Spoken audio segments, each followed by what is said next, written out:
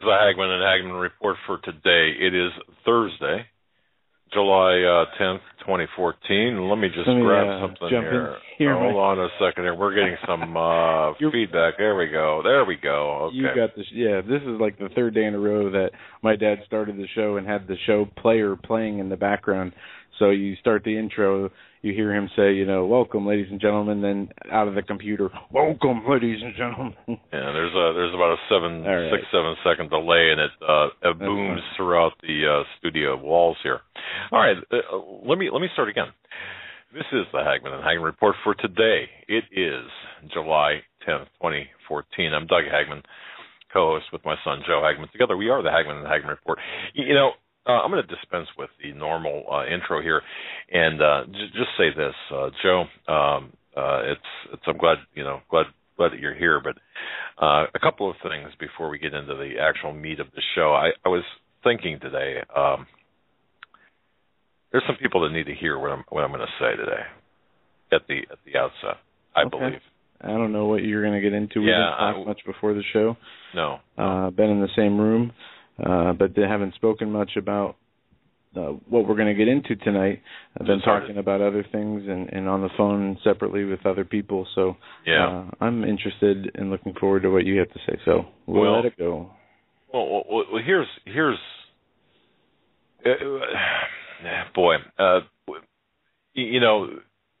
I do experience moments of clarity and being lucid at times. I know that's hard to believe. And one of those moments was today as I was going through some I've been doing a lot of research on coming events and what is to come domestically and worldwide for the entire world, basically, and looking at the entire scope of things. So you've been using the time travel machine that you made outside. Okay. I've actually cloned myself. Yeah. Getting into the details of the structure of this orchestrated, systematic takedown of this country. And it caused me to pull from our library, some books that are 30, 40, 50 years old, go back to the 1970s, the mid-60s, and some other works, more contemporary works. But I'm getting a clearer picture based on research and interviews with other people. In fact, I had spoken to a gentleman yesterday, interviewed him at length, ladies and gentlemen.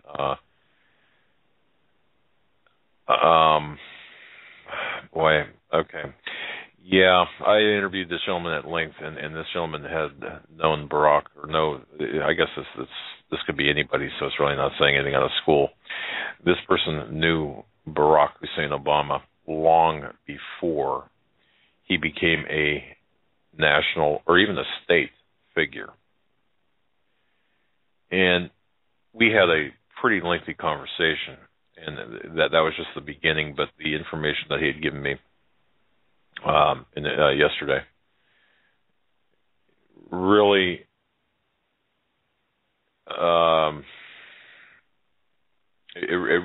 it was unsettling to me, because it really drove home a few things that I had suspected, and I believe I do know, or at least have a better idea of the origins of Obama. And if in fact, I don't know what Arpaio has or Zulo has with any level of precision. Okay, let me just say that. I know the area in which they're going, but I don't know with precision the exact information that they're going to bring forward. But having said that, I do know what the gentleman told me, and that said, I do believe that the situation that we find ourselves in is much more dire than anyone could ever can comprehend. Now, having said that, my message to everyone is this. Just like if you've ever been in a car accident, it's depending on, you could hit a brick wall, for example, and of course it's over pretty quick. But in this case, and I've used this example before, if you've ever been in a car accident where you've actually spun and skidded. It took a while for you to come to a stop, and you'd hit things along the way, like we had here a number of years ago with Joe, and Joe and I were traveling out of New York City on the interstate, traveling north to Montreal, toward Montreal, and it was actually kind of a long accident. I mean, it wasn't something that was over quickly. We spun and we skidded. We hit signposts and trees and grass. Since we're bringing up this, I just want to say this: that accident, and contrary to what my dad apparently went through, that was a spiritual experience for me. And this was, I had fixed my life up to where I wasn't in trouble anymore, screwing around. I'd been working with my father for a long time, a pretty long time. This is, I think, into the second year, or at least 2 years of back and forth to New York City. We were driving from the Hamptons up to Lake George, and the car just fishtailed on 87 north, just north of Albany, 3 lanes of traffic each way, and my dad says that it was it was chaotic, and what I experienced was quite different from that. It was I was sitting in the driver's seat, and after I realized we were in a free spin, gonna crash hard, I had this feeling of calm come over me, and a message had put in my head that everything was going to be okay. And after we came to a stop due to trees, the first thing out of my mouth, if I remember correctly, was, "It's a miracle." And I remember the feeling during that accident. Neither one of us were injured, except my father, who had a concussion, except that was not my fault. No, let me just say this. Joe was driving. I was in the passenger seat on my knees, reaching for something in the back at the time. Yeah, and without a seatbelt. When I tell him about this story, he always says, "What car were you in?" Wasn't the car I was in. But I really did have a spiritual experience, and I felt that there's what do they call those, guardian angels, or the Lord was just right there with you. It's not immediately what I was thinking as we were crashing, but I was thinking, how is it that I'm so calm as I'm watching us spin, and then I see headlights, and then I see the woods, and know how fast we're going. It's hard to explain the experience I did have, but afterwards, talking with people, it was a spiritual experience. We were spared by the Lord. I mean, that could have been the end of us. It probably should have been the end of us. The cop that came on scene said, "I didn't expect to see anybody alive back here." Exactly, and so did the multitudes that were driving behind us. And I have to say, in a way, Joe, I think you're right, because how we missed the tractor trailers and it was fairly heavy traffic, and how we missed all of that. And one people on the highway, when you see those signs, lodging, and they show the different places that have lodging there, those big signs are huge metal posts that hold those up, and our car was spinning into one of those. From what I remember, it looked like it should have cut the car in half the way we were going to hit it, but somehow we spun around that. I don't know how, and then went directly backwards about 250 yards into the woods and wedged between 2 trees, and a tree came through the back end of the car, totaling the car, not harming either one of us.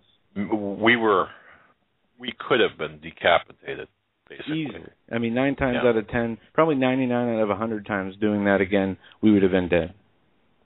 Yeah, the trees, think of 2 goalposts, or think of a goalpost with the 2 uprights, and the vehicle landed or traveled backwards at a pretty high rate of speed between 2 very, very large trees, either one of which would have, had we hit one of those trees, would have,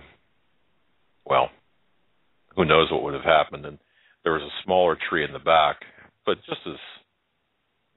smaller tree, but good size. The limb came through the window, as I recall it, and instead of taking off both of our heads or either one of our heads, it just kind of stopped short. And I don't think there was by the way, I don't think there was the insurance company said that there was not a piece of metal on the SUV we were driving that wasn't struck or dented, I should say, or affected in some way. And I had not one scratch, bump, bruise on me, and my dad bumped his head on the window, which didn't even break either, the window. No, just my head. I mean, but no, it didn't help the brain cells. But the reason I mention that is I really believe, and this has been weighing pretty heavy on my heart, I really believe that each and every one of us were born to live in this very time that we're living in. And I say that often. I know I do. But it's just reaffirming to me. Things have been happening that make me believe that just as creation was certainly no accident, no tornado through a junkyard kind of deal, the fact that you're here and listening to this program and other programs like it is no accident either. That God has a purpose for each and every one of us. And that it has been impressed upon me over the last 24 to 48 hours. And I just want to say that because there are people who have sent me emails here over the last couple of days that are in somewhat, I don't know, they feel lost. And the only thing that I would recommend to them is listen, pray, pay attention.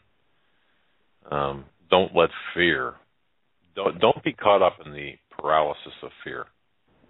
Absolutely not. We're warned about this, as this is a spiritual warfare tool that the devil uses to catch Christians off guard, to paralyze them, to infiltrate them into being taken out of the protection of the Lord.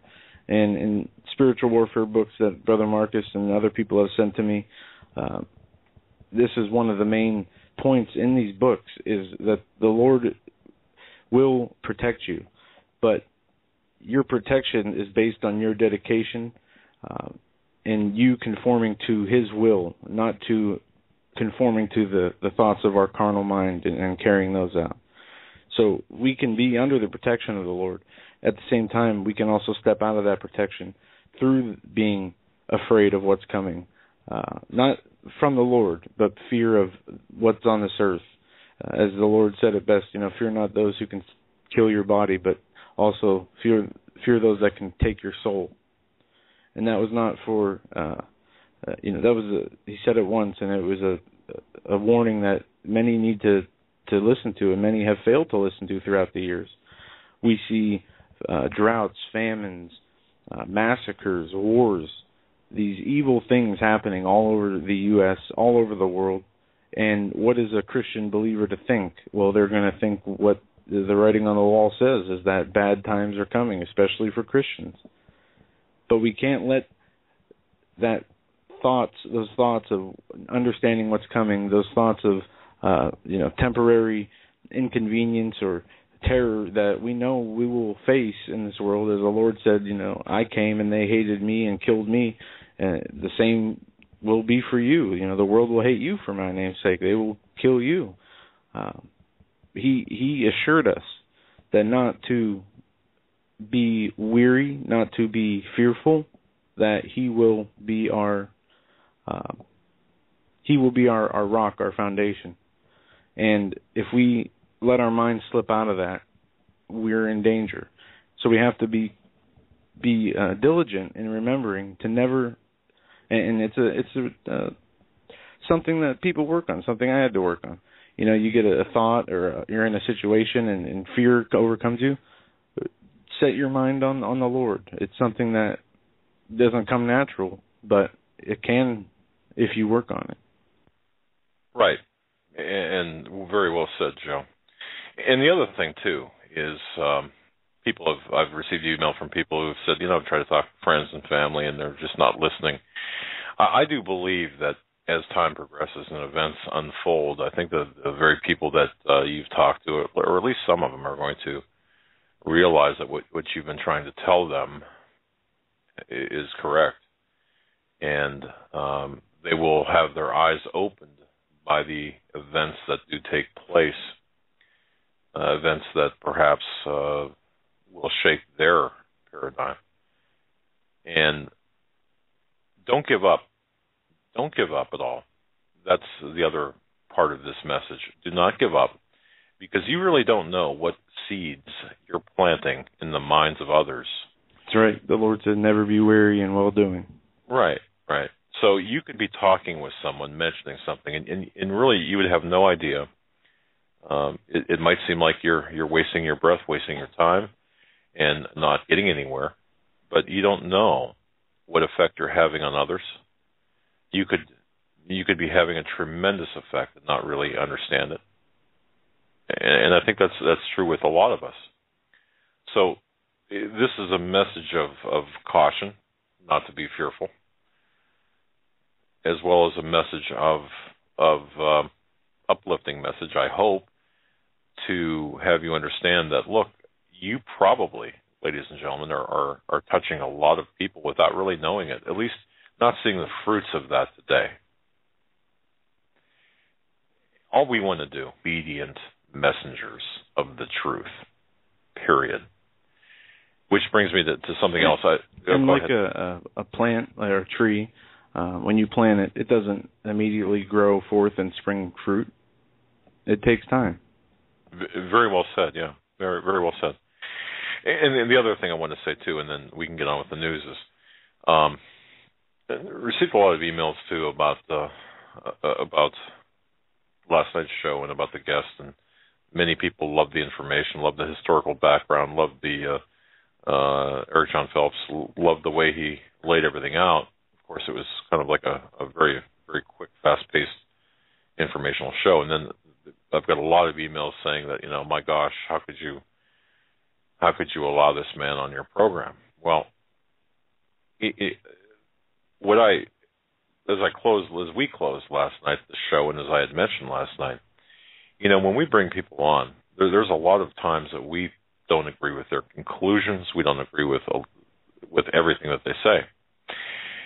I think it's important for people to understand. Look at this as if you were litigating a case in a courtroom.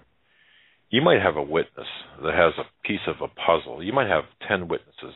Each of these witnesses has a piece of the puzzle that you're attempting to allow talk on the record in front of a jury, and the jury is really the entire world in this case. And the line of questioning has to do with their knowledge about a certain, very narrow area of an event, we'll say. Look at it that way. We don't agree necessarily with everything. I don't personally, and I told Eric John Phelps, I don't agree with a lot of what, or some of what his conclusions were. I mean, I think I made that clear on the air too, with respect to at least one of the issues we talked about. But I guess what I'm saying is, people have a tendency to think, for example, if we bring someone on that has researched and has documented certain things about the historical facts of the Catholic Church, or the Vatican, specifically the Vatican, or the Jesuit order, that we're indicting the entire Catholic faith. That's not true. Not true at all. And that's not our intent. If you read that into it, we certainly apologize. I certainly don't. It's not our intent at all. You have to take sometimes the good with the bad, or what you agree with what you don't agree with. If someone has the documentation, the evidence, that has done the research about a certain subject, then you've got to take that and separate that from opinion, separate that from conclusions that you don't agree with. That doesn't negate the facts. It doesn't negate the documentation. You just have to be able to separate.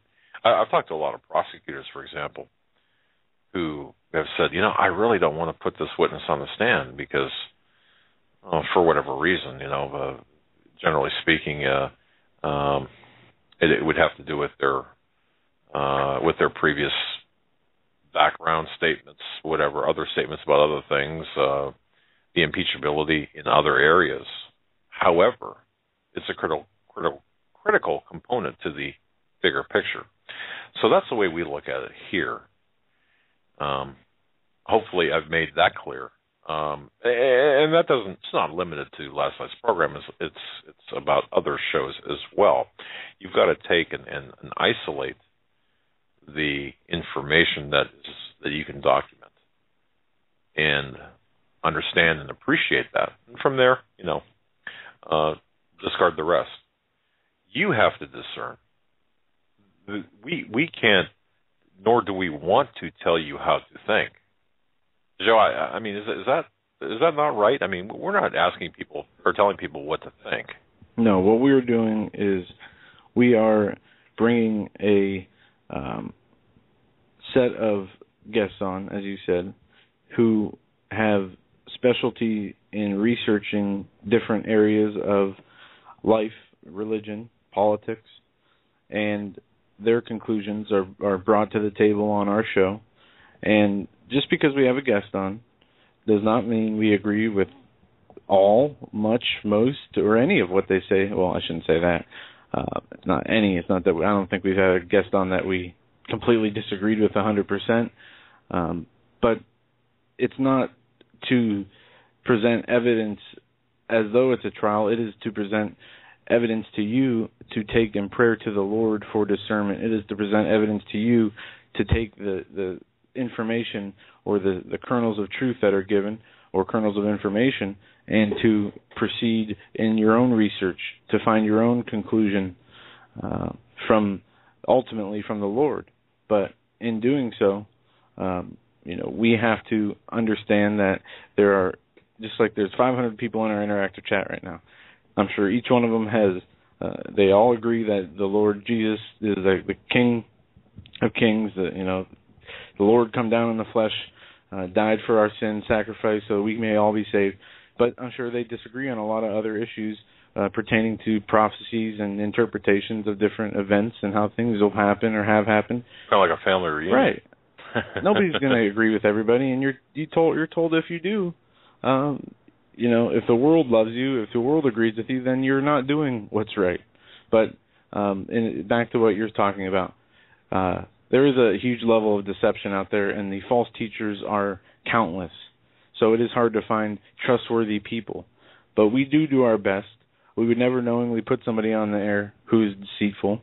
And all we ask is that you take the information, not personally, but you take the information, and if it's something that intrigues you or something the Lord leads you to want to look into further, that you follow the Lord's will and ask Him for the truth. Ask Him to lead you and show you what is right and wrong with each issue, even things we talk about. Because, we talk about a lot of things and we throw around a lot of our own opinions. Very much so. Some say yeah. All right. Before we get into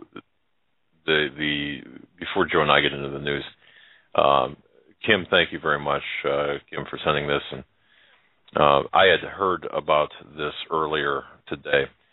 Today there was Rick Wiles did an interview with retired Sergeant Major Dan Page. It was a marvelous interview. Rick Wiles, True News. What we'd like to do to set the stage for the rest of the program, hopefully with Rick's permission, and this is Rick Wiles from True News, and I'll contact him. I didn't have time before the show to contact him, but play a segment of that interview for quite a lengthy segment, 20 minutes roughly of his 25 minutes of his interview. This is so important. We could have called retired Sergeant Major Dan Page, have him come on, but I think Rick Wiles, True News, at truenews.com, I think he did a fantastic job, just a tremendous job asking questions and covering what needed to be covered in this particular segment. So, Joe, with your permission, if we can do this at this point, just give me a nod. Okay, good. All right. Yeah, he's busy over there, both hands. So what we're going to do right now is between now and the break is play this very extremely important. And people, please listen to this carefully, because what this retired Sergeant Major Dan Page is going to tell you is critical. So, Troy, anytime, you can just roll tape. Stand by. Concern that the new Army was going to be coming in the next 3 or 4 years. So it was going to be gay-oriented, and its mission was going to be more like a domestic police force. Well, not directly per se into that, but what they wanted to do, the way I understood him, it's going to be involved more with low-intensity conflict, and what that is it's not all-out war with tanks and guns and bullets. You're going to be doing more spying. You're going to be more interacting to find out who is resistant to federal policies and federal ways of doing business. That seemed to me what he was indicating that we were going to be doing. We would be what became now is, as you well know, NSA is listening to everything that you and I talk about right now. And I came to learn that's what he was talking about at that time, that the military was going to be very heavily involved in containing domestic terrorism, not overtly, but covertly. Yet you were part of AFRICOM. I mean, it would seem to me that your mission was to go after terrorists in Africa. Well, again, it goes back to what I've said to you. If you follow DHS, that's the Department of Homeland Security's definition of a terrorist. And now this is their definition. This is not mine. It is a Caucasian male, 18 to 65, one who supports the Second Amendment, one who believes in the second coming of Jesus Christ, one that is against illegal immigration and is against homosexuality and has a definition of a traditional marriage.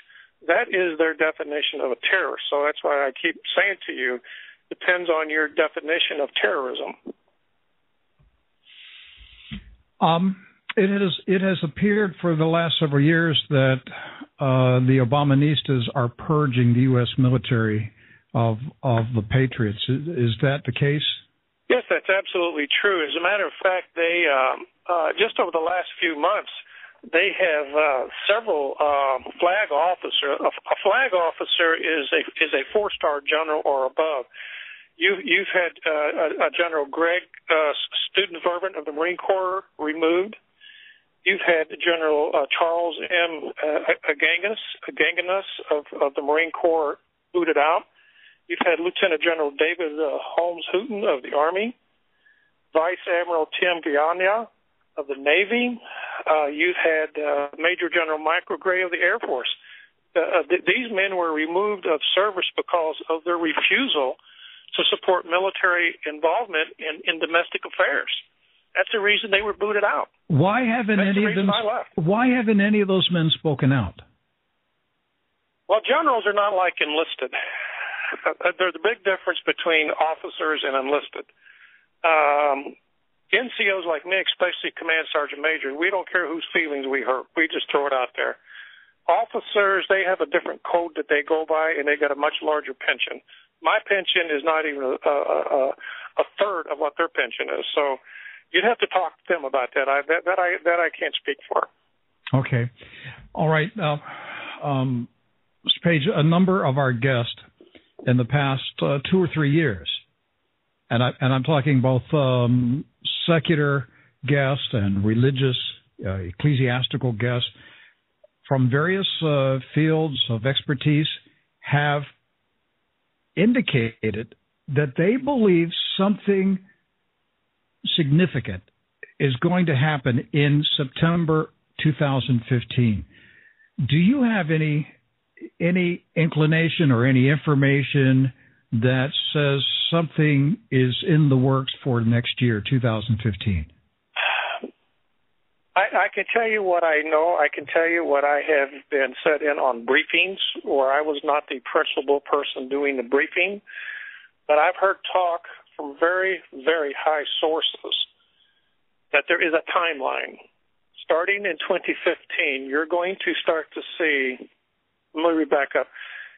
There are people that you've been talking to that don't believe what you say, but starting in 2015, they are going to start believing what you say.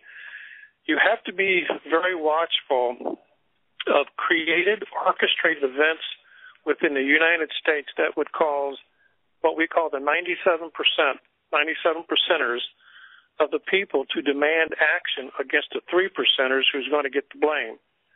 So there's going to be action taken, I suspect, within the continental United States and abroad that's going to create such havoc worldwide that people are going to demand some form of protection from the federal government. That's what I suspect is coming. And this thing on our border right now with the illegals, I think might be part of that. Do you believe that this surge of illegal children, or I should say illegal immigrant children, coming across the border is a genuine humanitarian crisis, or is this a manufactured, orchestrated invasion? In my opinion, this is an orchestrated event by the Obama administration to bring down the United States economically and socially and culturally. And the reason I tell you that is this. The Russians have signed an agreement with the Nicaraguans to build a new canal through there. There is no way in heaven's name that a 4, 5, 10-year-old can walk all the way from Honduras, because I've been to Honduras, all the way up through Mexico and then into the United States. Somebody has to be bringing them up here. Now, I would like to remind your listeners that there was such a thing as the bubonic plague started in Asia and it went into Europe and killed over 45 million people, if I remember correctly. And then you had the Spanish flu of 1918, where numerous people were killed. Now, the reason I'm telling you that is there's also Iranians building secret military bases down there. Now, this is not my opinion. There are Iranians very heavily in South America, and they are, in fact, building military bases down there. And my point is, I don't think that the average American can tell an Egyptian from a Brazilian or an Iranian from a Mexican. It is extremely dangerous down there, and I really suspect, in my opinion, that there may be some type of clandestine operation be a plan to bring us down. I agree. And just, today, there was reports about an Islamic prayer mat found in the Arizona desert. Well, right. Anybody with common sense knows that, the whole world knows today that the border is down and anybody can come across. And the U.S. government is literally facilitating it, helping, paying our agents to bring the people across and exactly. Harassing and intimidating and threatening to arrest American citizens who try to stop it. Well, it's not. It's only that they are literally taking Border Patrol agents off the border so they can make it more lawless down there. And again, I want to go back to the fact that Iran has had these troops down there that we know of for 5 years. They've been training with the Brazilian military, and that tour ended this past May. So if you take an Iranian down there, I don't think anybody's going to notice the difference from a Mexican from an Iranian. Now, if you talk to people within Homeland Security privately, they will tell you there's a real threat there. And if you remember, back in the I think the late 80s, when the former Soviet Union collapsed, there has been alleged that there's up to 80 suitcase or backpack-type nuclear bombs missing. And yet our southern border remains totally unprotected. If we can protect everybody else in the world, and I did 4 tours in Afghanistan and Iraq. If we can send billions of dollars in troops over there, our border, does it make sense? 15 years ago, I met privately for 2 days with former GRU military spy Stanislav Lunov, colonel in the GRU, and his chief assignment in the 80s and 90s was to find places in America to hide nuclear suitcase bombs. And I asked Colonel Lunov, how did you bring the suitcase nukes into the United States. And he said, we used illegal immigrants to walk them across the border. Correct. So if they were doing that 20 years ago, what do you think they're doing today? Well, Homeland Security will tell you that they have what they call OTMs. That's other than Mexicans. This illegal children, by the way, this is the first wave that actually has been outed into the news media. But they've been having 10,000 per week since the first of the year hitting that border. In these briefings I've seen, I want to go back to 2015, there is a timeline that I had seen. In 2015, you're going to start to see economic woes, international crisis, and blah, blah, blah, blah. The U.S., as I understand it, is to merge into a North American Union no later than 2017, 2020 at the latest. So our national sovereignty is under direct attack here because Mexicans can hold triple citizenship. They can hold a citizenship in Mexico and vote while they're American citizens and vote up here, and then they'll become state citizens. Are you saying are you saying they're going to revive this North American Union concept again? Well, of course they are. Yes, they are. That's never going to go away. As a matter of fact, and again, this is a lot of times just senior commanders and soldiers talking. There's something called CAFTA and then AFTA. Have you heard of those two things? No, I haven't. AFTA stands for Central American Free Trade Agreement. AFTA means the Americas. So what you have now is Canada, America, and Mexico involved in NAFTA. With CAFTA, it's going to go all the way down to Panama, and then the final leg will be all the way down to Brazil. We will be under one social form of government and one economic system. Now, that's what's about to happen. George W. Bush tried to do that, and it got stopped. But you're saying it's still underway. They're still negotiating. They're still putting this thing together. Well, of course they are. Yes, they are. It's not gone away. It's talked about at very high levels. You know, the American news media has done a marvelous job of demonizing Caucasian Christians. They have literally demonize them to the point that if you talk like this, you're accused of being a sexist, a racist, or something like that, and that is the furthest thing from the truth. They don't want the truth to be heard out here, and we're coming to a point in America where people are going to have to make some decisions, and you mentioned this in your opening statement. They're either going to have to get into the game and quit playing child's game with sports and things like that, and they're going to start having to hold the American politicians' feet to the fire, or else we're going to lose our country by 2017. All right. Now, I woke up this morning, and the first thing on my mind as I was getting dressed was Dr. Daniel Daves, who lives in Costa Rica. He's originally from Texas. He moved to Costa Rica. But here's the reason he moved to Costa Rica was several years ago. He had a prophetic dream in which he and his son were standing in downtown Dallas, Texas, near Dealey Plaza, and there was a vast crowd of people in the streets. They were looking up at the skyscrapers. Suddenly, the skyscrapers had video screens, and a government official appeared on all of the skyscrapers, and this man made an announcement. He said, number one, the United States of America has ceased to exist. Number two, all property lines have been erased. Number three, the dollar is dead. Now, that dream, when he's talking. Well, that dream shook him up so much, he got his family out of the country. Now, I woke up this morning, sir, with that on my mind, and I've not talked to Daniel Daves for probably since last year. And then, in preparing for this interview, I was watching a video of you speaking, and you almost said the exact same things about what's going to happen starting in 2015. Well, let me go back to that, and then I'm going to talk to you about a road the Chinese have built. But I want to go back to what you just said about the sky. Psychological Operations has new equipment that has just come out in the last couple of years.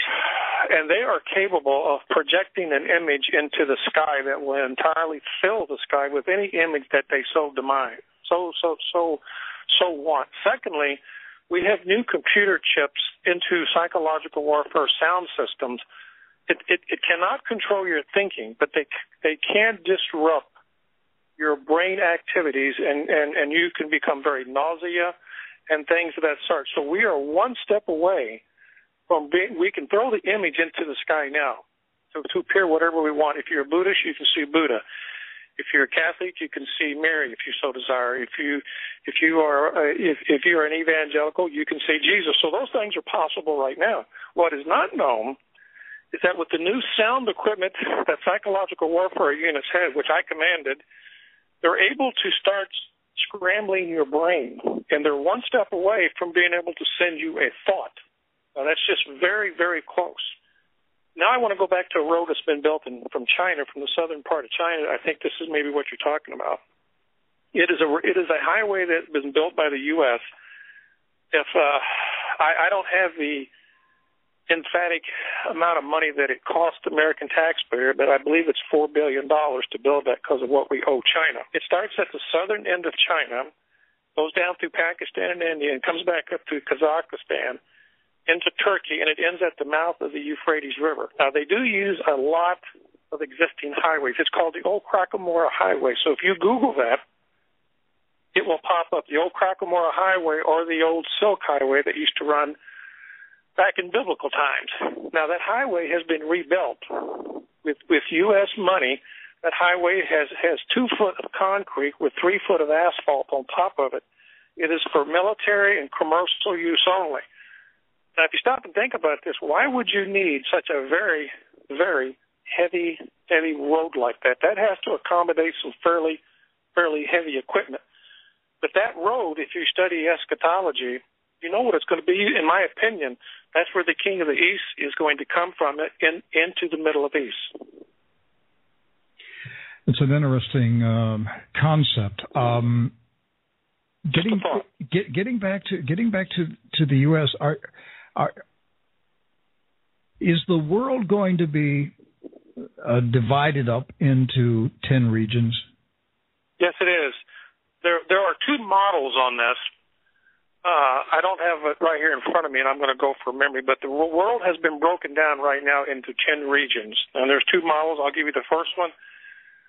Region 1 is the United States.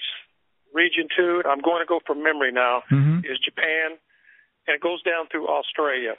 You got the European Union, the Asia, and some other countries. That's model number 1.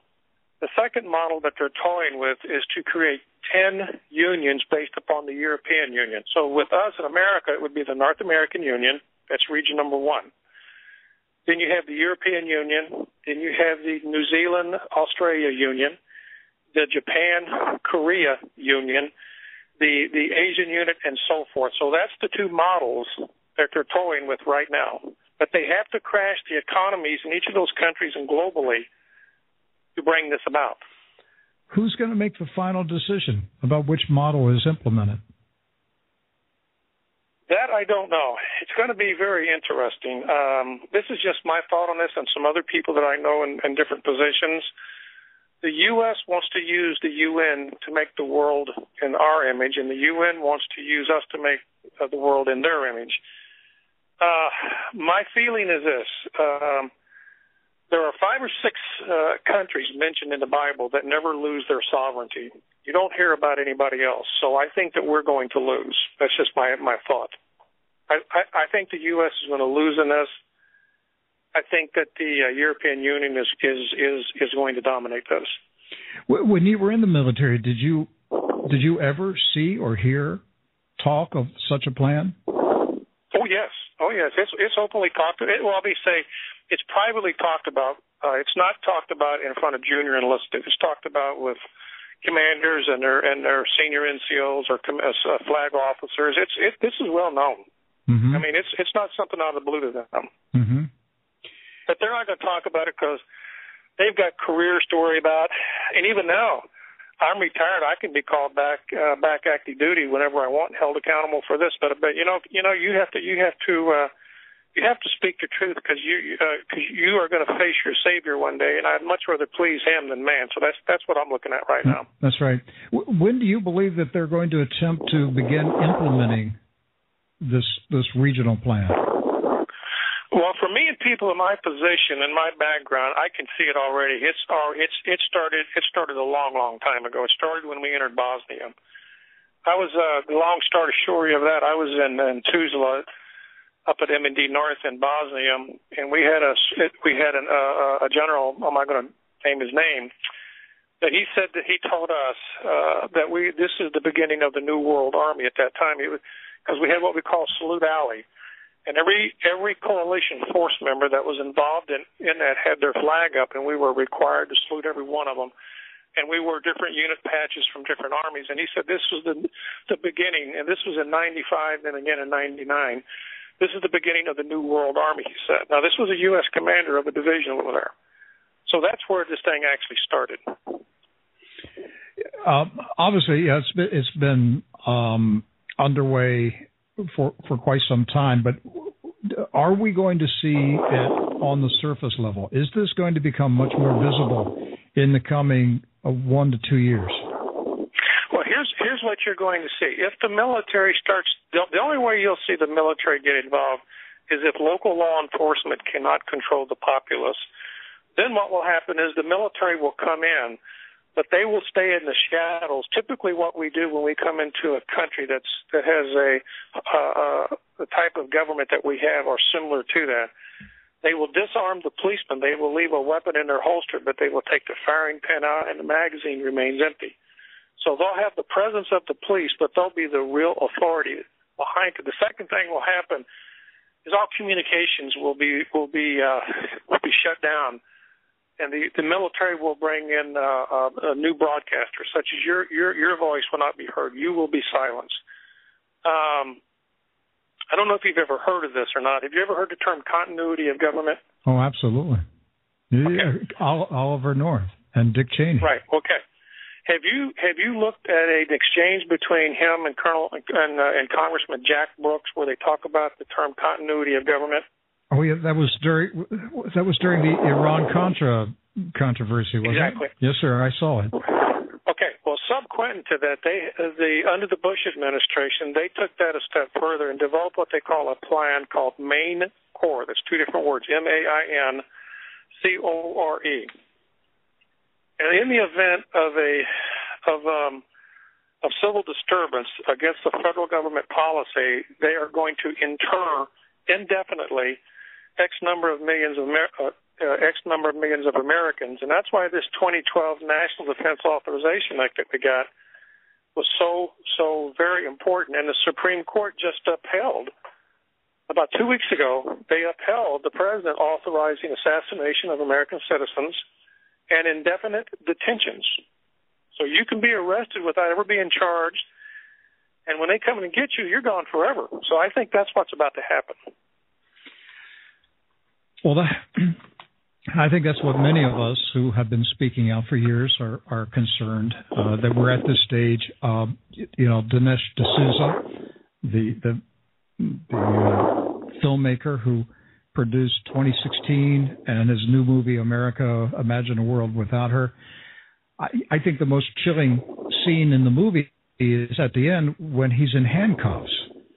And Mr. Page, I don't know. There were a lot of people when I went to see the movie on the 4th of July. There were a lot of people there, who applauded at the end of the movie. But I wanted to stand up in the theater and say, "Do you all understand that man is going to prison? Do you get it? He made a movie 2 years ago about Obama, and now 2 years later, he's on his way to prison." Right. The Army just built a new training center in Virginia. Perhaps you've heard of this. Yes. Now, we've always had training centers around the world, but we have never built a city to scale that resembled a U.S. city. We've always had them built to an African village or a Middle Eastern city or something like that. But the one in Virginia, and that came out, that was made public, I think, back in February or March. That's for a reason. Soldiers in the military, and remember, I used to be a drill instructor, a first sergeant and all that, they are being told that if you want to stay, now I have not confirmed this. I just got this yesterday. I have not confirmed this. That officers now who serve at the discretion of Congress, if they want to go beyond their initial 6 years, they've got to sign a waiver saying they're willing to shoot American citizens if the president so orders that. So this is the kind of thing that they're going into. They now used to have target training on the rifle range where they had just the shape of a human form. Now they're actually starting to put faces on those things, and they are not Arabs, they are not Muslims, but they are Americans. So that's a whole switch in training doctrine. And that training city in Virginia, I think, is it at Quantico? That training city has a church. It looks like a Baptist church or a Methodist church. Right. There is an air of extreme hatred toward Christians within the military. You cannot close prayers in the name of Jesus. You can make a generic prayer as long as no one finds it offensive, but you can't use the word Jesus. You can't. In many places, you can't even have a Bible set out now. Now that's persecution. This surge of illegal immigrant children coming into America, the children are being taken by federal agents to U.S. military bases where the children are being detained and held at military bases. I suspect this is a psychological effort to prepare the American people for the roundup and detainment of their children in military bases. Well, I would think that's true. See, one of the things that we do in psychological warfare, and this is kind of a pet peeve of mine.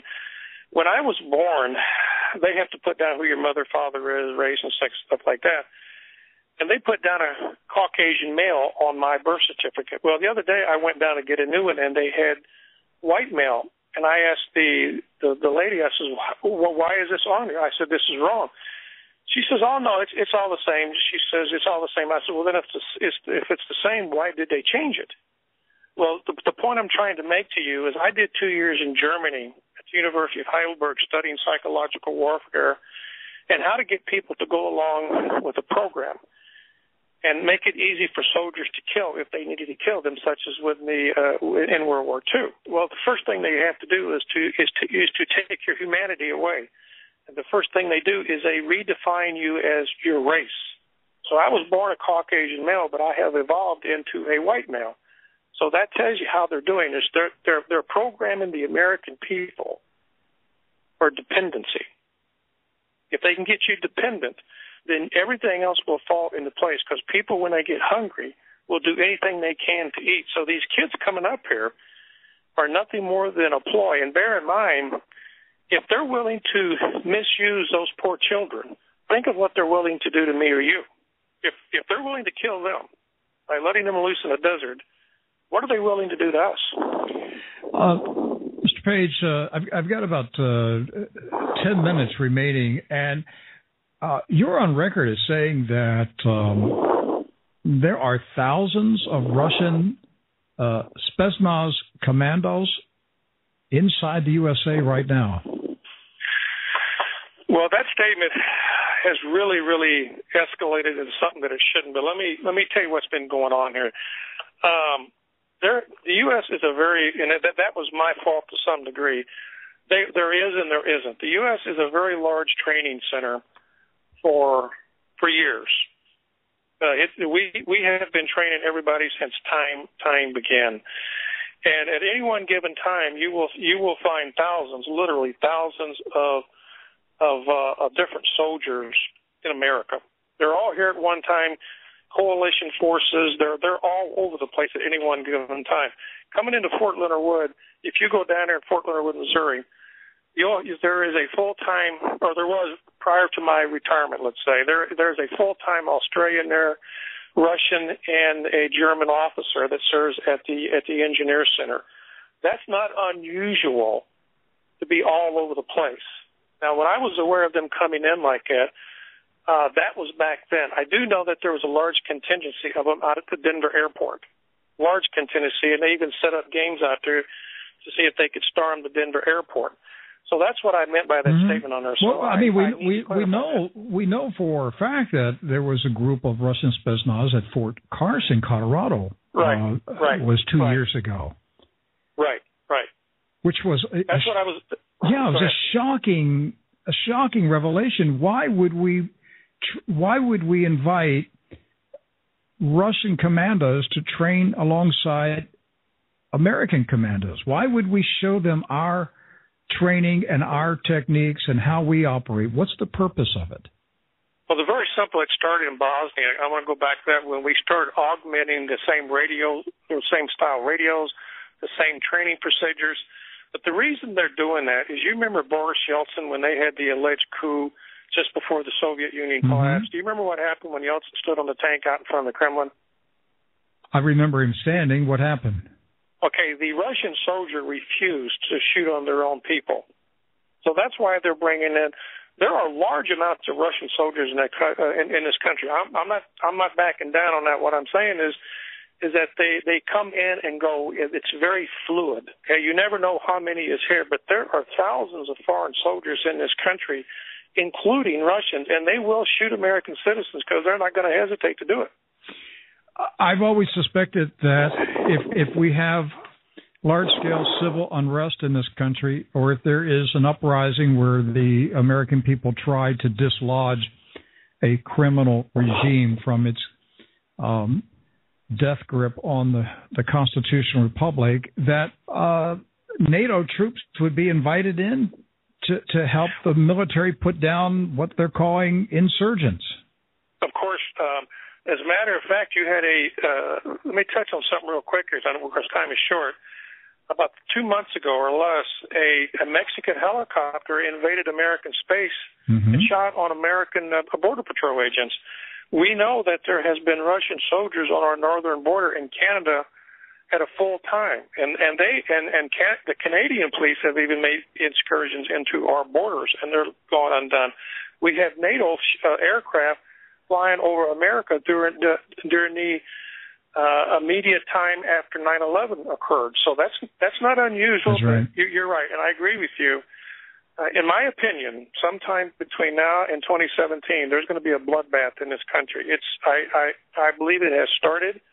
In my opinion, I can see it, but the rest of the country is going to see it soon. Do you believe that it's our tremendous thanks to Rick Wiles for his implicit consent for allowing us to use that, folks. And for Troy for setting it up that we could play it, because we couldn't do that without him.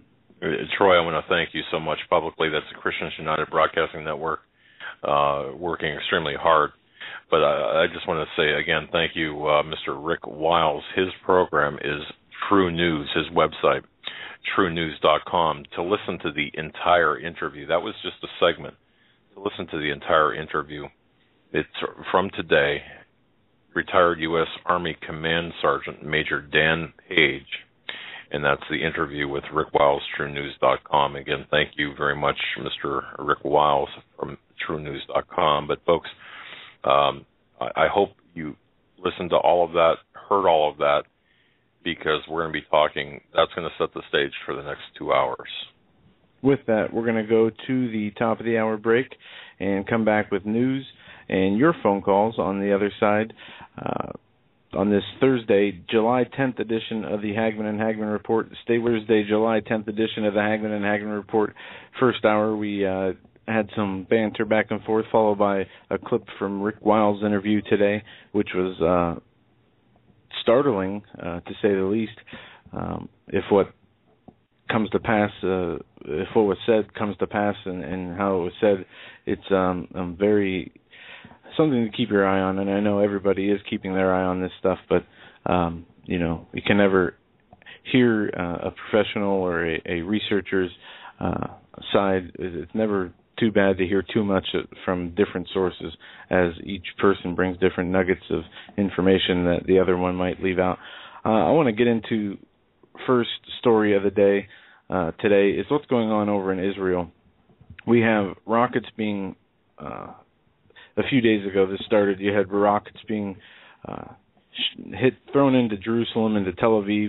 you had the Iron Dome catch a few, and you had, I guess you'd say, retaliatory attacks by the Israeli forces in striking Gaza. I'm going to play a quick clip, an audio clip, on the Israeli hits alleged Hamas militants in Gaza strike. There's a lot more to this story than meets the eye from initial perspective, but let's listen to this clip and then we'll get into a few of the headlines.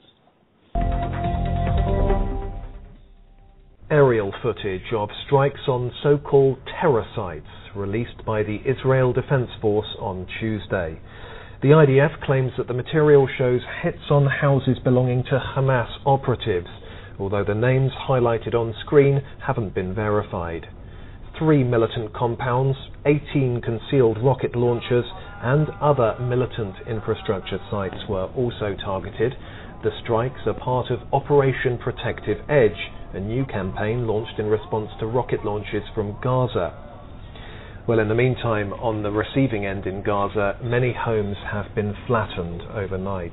At least 50 sites have been hit by air and by sea. Israel says Palestinian militants have fired nearly 300 rockets and mortars in recent weeks, including a barrage of around 80 projectiles on Monday alone. Trouble has intensified amid tensions over the killing of 3 Israeli teenagers and the apparent revenge killing of a Palestinian boy. Israel is now mobilizing troops for a possible ground offensive. All right, that was a clip from the Wall Street Journal's digital YouTube news feed, and it's very misleading because they use words like most of these Israeli strikes are killing civilians, and the alleged killing of an Israeli boy. Remember the 3 Israel boys that were kidnapped and found dead? Hamas took credit for that. Well, there was a retaliatory Israeli teenager that tried to kidnap a Palestinian child, I believe, or did kidnap and murder a Palestinian teen. Anyway, there's been obviously fighting that's increased and decreased. It goes back and forth. One thing you don't hear in these news articles is that Hamas is using their civilians in Gaza and Palestine areas, their civilians, the children, the women, as human shields. Hamas orders civilians to die in Israeli airstrikes. What they're doing, Hamas is firing guns and rockets into Israel from different civilian locations and ordering that the retaliatory airstrikes go into effect through the citizens, turning themselves into human shields, intentionally causing them to be killed and to make it look like Israel is just bombing civilians at random. That's not the case. Order comes down to ignore warnings from Israel, stay inside. This is an article from the Washington Free Beacon. Hamas ordering civilians to die. Israel also, before launching these airstrikes, they give warnings of that they're going to strike. Some noises, some pamphlets, some orders go out over the air. But half of Israel, I've heard, have been called down to their bomb shelters over this last week. Things are heating up over there. We have many listeners in Israel, and we want to thank them for their correspondence and letting us know what's going on. But the Hamas Interior Ministry has ordered residents of the Gaza Strip to remain in their houses if they are about to be bombed by the Israelis. You hear that? They're ordering the residents of the Gaza Strip to remain in their houses if they're about to be bombed by the Israelis, a move that effectively turns civilians into a human shield, and it is internationally meant to boost the casualty rate, according to a copy of the order published by Hamas. So here we have Hamas taking action against Israel, unprovoked action, firing rockets into Israel, then turning around and letting innocent women, men, and children die for martyrdom, as they would say, to boost casualty rates, to make it look like Israel's innocently killing civilians, as some would say, all willy-nilly, or just because they need to retaliate against someone. The latest Hamas order that citizens ignore Israel's warnings of airstrikes and to stay put is a clear effort by the terror group to increase the death count and apply pressure on Israel to cease its military campaign meant to end Hamas's attacks. Now, something we didn't get to play, and I don't know if I still have it up on the... Here it is. I do have it up on the soundboard. This is what the State Department Monday, I believe, the lady who's a spokesman for the State Department said about Hamas and Palestine and the role that Hamas plays in the government?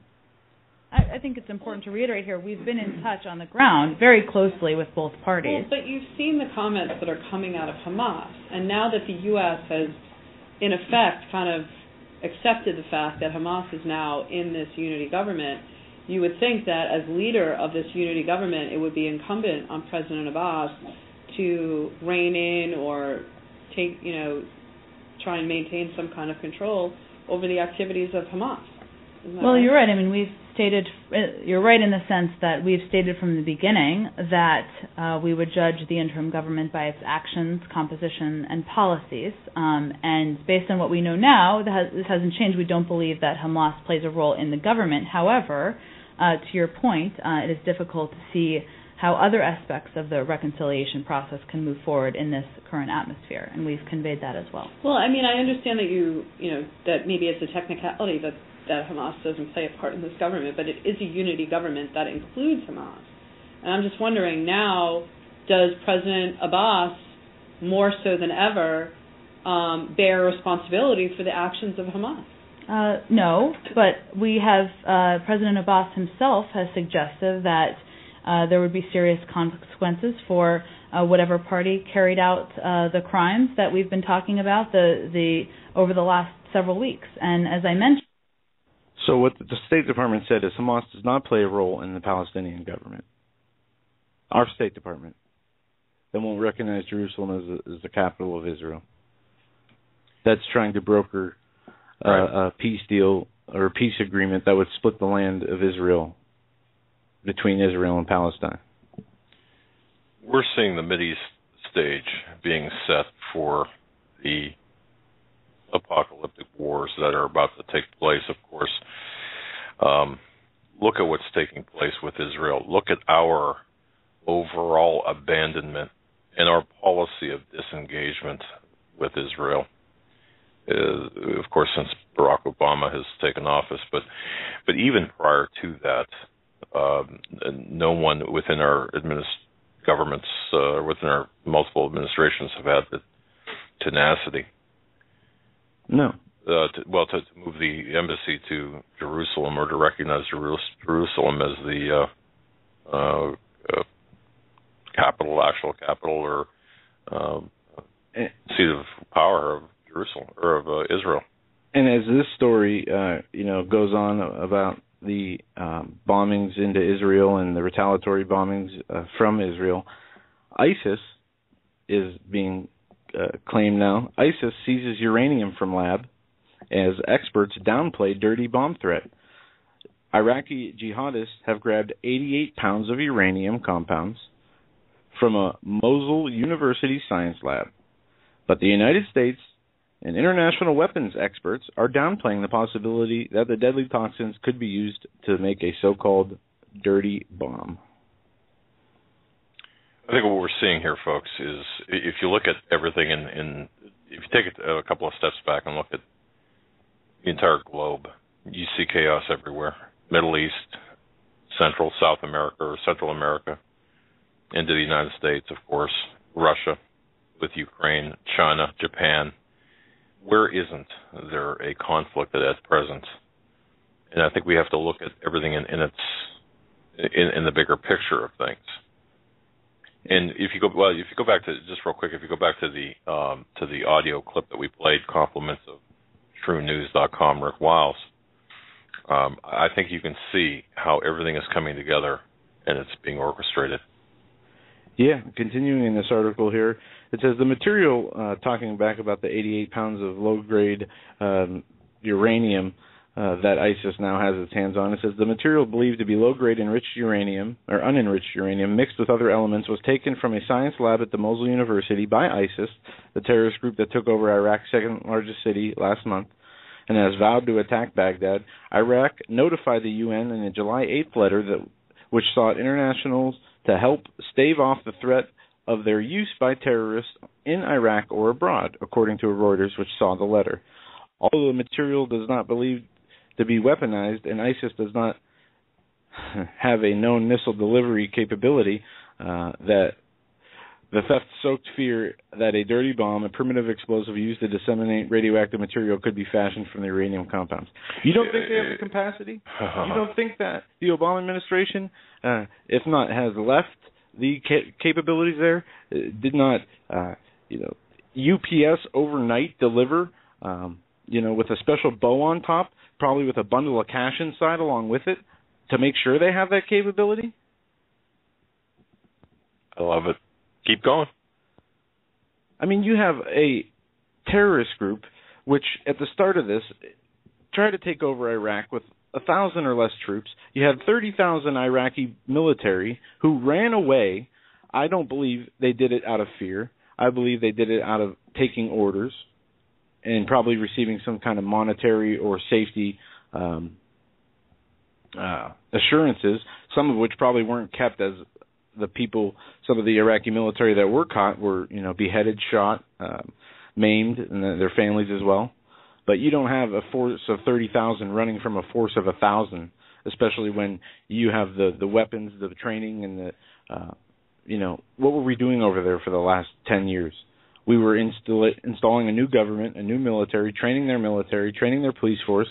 These aren't, rookies, the 10-year-olds that signed up to fight. These are U.S.-trained forces, 30,000 plus, ran from 1,000 ISIS troops. This was the original reports that came out. Now, we have ISIS taking over the whole Middle East, moving from Syria to Iraq, from Iraq to Syria to Libya. I'm sure the same people that were involved in the September 11th Chris Stevens killing are some of the very same people in charge of ISIS, backed by our Pentagon and U.S. State Department, apparently, as they fail to remove themselves from it when asked direct questions. Now, we're being told that this threat is not only in the Middle East, that we need to watch our shorelines because America is in the crosshairs of ISIS. What, are they going to march across the ocean? They don't have to. They're being escorted. Magic carpets? I mean, what? Well, no. I mean, they're being. Look, a lot of this. Again, I go back to the very important clip that Rick Wiles, the interview that Rick Wiles did. Iran, for example, has a presence in South America.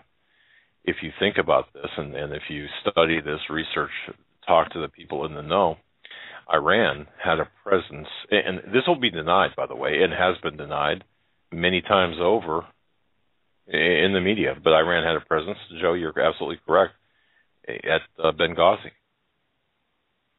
And with respect to ISIS, the porous southern border, while the Border Patrol are acting as babysitters for the minors, yes, there are minors, children coming across. Yes, that's a fact. But along with that are young kids, as well as ISIS and other than Mexicans, jihad, members of the Islamic Jihad and ISIS. We didn't get a chance to discuss this too much, but I printed out for my dad the other day a released Department of Homeland Security map from January 1st to the end of May or middle of May, before any of this border influx started. And, yeah, thanks, Dad. He just handed the map back to me. The Homeland Intelligence Today briefing from May 27, 2014, it talks about unaccompanied alien children by location of origin for 2014, and they have been gathering this data from January 1st to May 14th, and that's what they use to put the data on the map to show where the children are coming from. Well, if they knew, how come we weren't warned? We weren't, hey, guys, there's 100,000 children. I mean, we're talking, they're gathering this data from January 1st. A child can't walk from Honduras up through Mexico to the United States. Probably, it takes them a few months, even if they have donkeys, cars, whatever. But the children are coming from Guatemala, they're coming from Honduras, they're coming from parts of Nicaragua, but mostly Honduras. San Pedro Sula, Honduras, is where most of these children come from. And that's one city. And that is on the northern shore of Honduras, meaning they would have to travel west first to go to Mexico, or to go through Guatemala, then north to go up through Mexico. I mean, we're talking Central America here. These children, people aren't coming from, Tijuana. It's interesting today to coincide with what you're saying that Senator John Barrasso claims that ISIS is indeed a threat to the United States homeland, and Newsmax reported this. And my frustration level grows exponentially with the failure, with me anyway, to see the failure of other research agencies really explain where all of this is originating, how all of this fits together. They take one piece of information. For example, John Barrasso, a senator, just because he's a senator saying ISIS is a threat to U.S. homeland, well, why? Dave Hodges did a great piece on what he thinks this influx of immigrant children are coming here for, and it has nothing to do with amnesty nor the children. He wrote a piece yesterday, and I forget who pointed this out to me, but I want to thank them, about how notice how the FEMA camps, the detention centers, are being used. Remember the episode of with Jesse Ventura that he did on these FEMA camps when he asked that senator from, I think it was either Georgia or Tennessee, about the children who were being housed at these facilities, where they said that they were free coming and going. They were allowed to come and go as freely as they choose. But when Ventura and his camera crew went to these facilities, I believe the one they went to was in Texas, they had rules, a list of rules in front of the gate. Basically saying these people are prisoners. You can't bring them things. They can't leave, etc., etc. Dave Hodges said and made the connection that this could be a practice run for relocating misplaced or displaced U.S. citizens from their homes to these detention facilities. Notice what is one common denominator in this story. Where are these children being sent? To detention facilities, or quote-unquote FEMA camps, all across the country. Why? Is it because this is the best place for them to be? They're happy Prison? There. Right, that's what the guy said, remember? Well, I'm sure if there are children there, they're very happy. They have swings and sliding boards and barbed wire fence. Oh, I'm sorry. And I think Dave Hodges is onto something here. The Border Patrol agency and the people who are in the Border Patrol working on the front lines are being gagged by the media. You have members of Congress who are not being allowed access or given access to the places where the children are being housed. You have deplorable conditions for these children, I assume, if they are really staying in these detention facilities in the mass numbers that they say they are. And we're doing this all to help the children. At the same time, how are we helping them by treating them like people who are in Guantanamo Bay? I don't get it.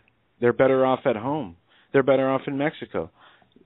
I mean, there are so many better ideas than do nothing approach, which the president down at the border today, as reported by the news, but yet not at the border. How are you at the border? Obama at the border, but you're not at the border. You're taking pictures and going to restaurants and having fundraisers. Yeah, he's campaigning actually, campaigning for what? Well, his world presidency? No, it's for the good of the party and others. Of course, you've got certain primaries coming up, but the fact of the matter is, no, Joe, you're right, and I just want to stay out of your way as you were going off on this, because I think it's important for people to understand the true nature of ISIS. And not to interrupt you, just go ahead, keep going. Firefox froze. I'm going to have to close Firefox down. I'll be on Skype still. I don't think it should knock us off, but if it does knock us off, we'll be right back. I'm going to have thanks to. For letting me know that. Okay, well, go ahead. Go ahead. But Joe, you made a very good point there. And I see that all of this goes back to Benghazi in terms of okay, good. All of this goes back to Benghazi with respect to the exposure of the agenda. If nothing else, please, folks, to keep Benghazi in the forefront of your mind, because that was all about weapons, arms running, and even more than that, that was about the training the training of these members of what is now primarily ISIS and others in Benghazi or in Libya, specifically northern Libya. This is what we were doing. We were training these fighters with the intent for them to go into Syria to topple Assad. If we did not train, arm, fund ISIS, what is now known as ISIS, none of this would be taking place. This particular administration or this regime, this renegade in chief, and I apologize for calling it an administration. No. I mean, just 2 days ago, Obama, $3.7 billion border request reflects deepening concern. Oh, yeah. I mean, we've sent, if we're going to help these children, at least give them some money. Send them more than you did the Muslim Brotherhood. I'm going to stay out of your way as you keep going. This is good because, folks, we've been sold such a bill of goods over the past quarter of a century. It's just incredible. So, look, what's taking place right now at the southern border, it cannot be. It must be aligned with what's taking place over in the Middle East. You've got to understand, folks, that this is all working. Each theater is working in concert with the other. The influx of other than Mexicans in particular, you've got Somalians, you've got a great number from Egypt. And you saw the story about the MS-13 gang members graffitiing up the processing border center. Yeah, how did that happen? I was going to say, Border Patrol told to stand down and ignore that. We're told here, and these children. The more I hear about these children that are coming across, the worse I feel for them. They are being tortured. They're being raped. They're being used for heinous acts. They're being used as tools. All they want is something better. They're being used as tools. They're being taken advantage of, and the worst might not yet be over. What's in store for these children? What kind of sick Illuminati rituals will they have planned for them? Is it because the CPS is being exposed at so many levels that they have to bring in children from other countries now? And sorry I think this way, but I mean, it's messed up. I go back to Sheila Zielinski's show we did with her on Saturday and Dave Hodges, and with Paul McGuire the next week and Deborah Tavares. She talked about, Dave Hodges talked at length about the CPS and how out of all issues, exposing this brought death threats to his front door. It's that one issue alone, folks, will probing into the issue of child sex trafficking, and it's a tough subject to talk about. It's among sane, rational human beings. It's very difficult to talk about, but the child sex slavery and even the sacrifice. It's very difficult to talk about. And people have pointed this out to me, at least in recent days, and it's something I haven't brought myself to be able to really sink my mind into until today. When listening to somebody bashing Glenn Beck when he said, we should bring them soccer balls and teddy bears, what he's saying is I don't think is that wrong. I mean, if they're going to be here, if they're going to, be detained here, at least give them some comforts because of what is their future. The best case scenario for them would be to be taken back to their hometowns, possibly. In some cases. Yeah. Another best case would be to be legalized here somehow. But I would bet that most of them are going to be used for much more nefarious purposes and have a much more. I disagree with that, though. You said legalized here. I don't agree with that. I'm saying it would be a better option for them to be legalized here than to await whatever future they have in the hands of, the people who are running them back and forth, or to be the trafficker. Right.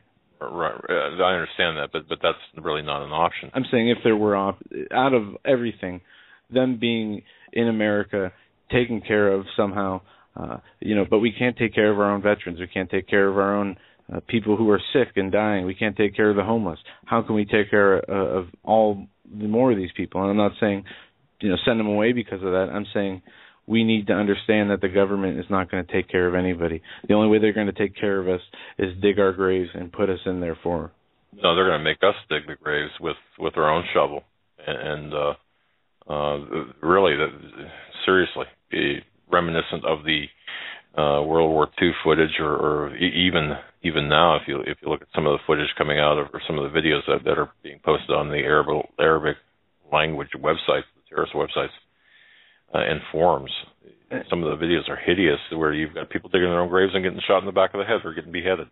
Yeah, it's crazy. And this report from RT is kind of right on the money. Journalism group blasts the Obama administration for politically driven suppression of news. In a letter to the Obama administrator, to President Obama, 38 journalism groups criticized his administration for severely limiting access to federal agencies and a generally politically motivated suppression of information despite the president's pledge of historic transparency. Led by the Society of Professional Journalists, the group said that efforts by government officials to curb free flow of news and information to the public has reached a peak during the administration, following a similarly stifling cultural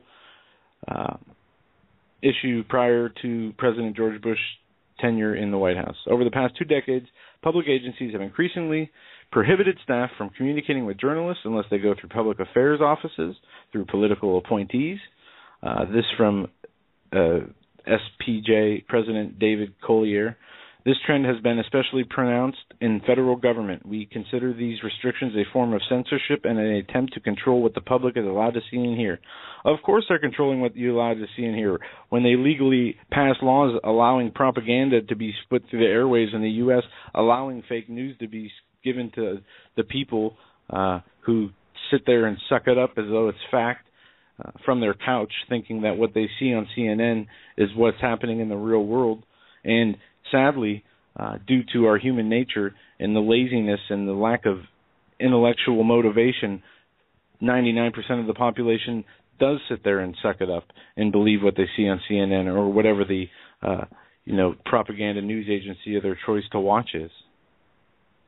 And that's why it's so frustrating to see infighting in the alternative media, because there are so few people really trying to get the truth out there, and then half of them are pitted against each other, which is by design and government infiltration, and it's working. I just received an email. You were talking about government censorship or current censorship, right, as well as future intended censorship. And don't forget Sergeant Dan Page, as we heard on Rick Wiles' TrueNews.com at that interview.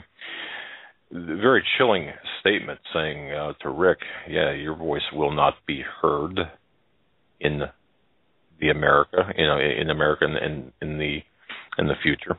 And I do suspect that ours won't be heard either. Just received an email from Cindy, thank you, where she writes this: tonight while listening to your program, referencing the Rick Wiles interview, she went to YouTube and tried to pull up the Sergeant Major Page video. All True News videos were snowed out with the "sorry, an error has occurred." Now we've seen this before. No, correct? But you know what? I think I told you about this recently. There's been a change in YouTube searches. When you search for something and you put the filters in, there has been a change. Yep. I used to search for certain political broadcasters by name, Rachel Maddow, Bill O'Reilly, and I'd search this week to see what they were saying this week. They've changed it now, so when you do these searches, you're getting not the results you're looking for. And I don't know what the intended purpose is, because if you really continue to search, you'll find what you're looking for anyway. But they're doing it, and it's like they've done with Google. And our site on Google, you can't find it under the news feed, even though it's a news site. Well, correct, and some of that has to do with the frequency of postings, which will I promise it will get better, because we don't aggregate from news. GoDaddy. Yes. For what? We were kicked off. given 48 hours notice to vacate GoDaddy servers. What a nightmare that was back a year and a half, 2 years ago now, I think it was. In that interview that we played from Rick Wiles, when the gentleman said there will be broadcast, but your voice will not be heard over the airwaves, there'll be controlled broadcast. I fear that gentleman, if we get to that point, was telling the truth, because we are. There is going to be a point where it's either the internet's going to be cut off, or only the mega conglomerate media organizations that are owned by all the same ownership, owns ABC, NBC, MSNBC, Fox. They all, at the very top, it's all owned by the same people. There will only be, basically, I guess the best way to put it would be White House or government-authorized stories, government-authorized tales to be let out. And at that point, the internet would become completely censored. From everything I've heard, folks, and from everything I've seen, this is taking place right now. What we're seeing right now, and I've been getting so many reports from other radio show hosts, talk radio show hosts, to columnists, to people who create YouTube videos to be hosted on YouTube and other video venues, that their material is, well, it's difficult for them to, some of them are taken down, some of them are blacked out, censored, blocked from search engines.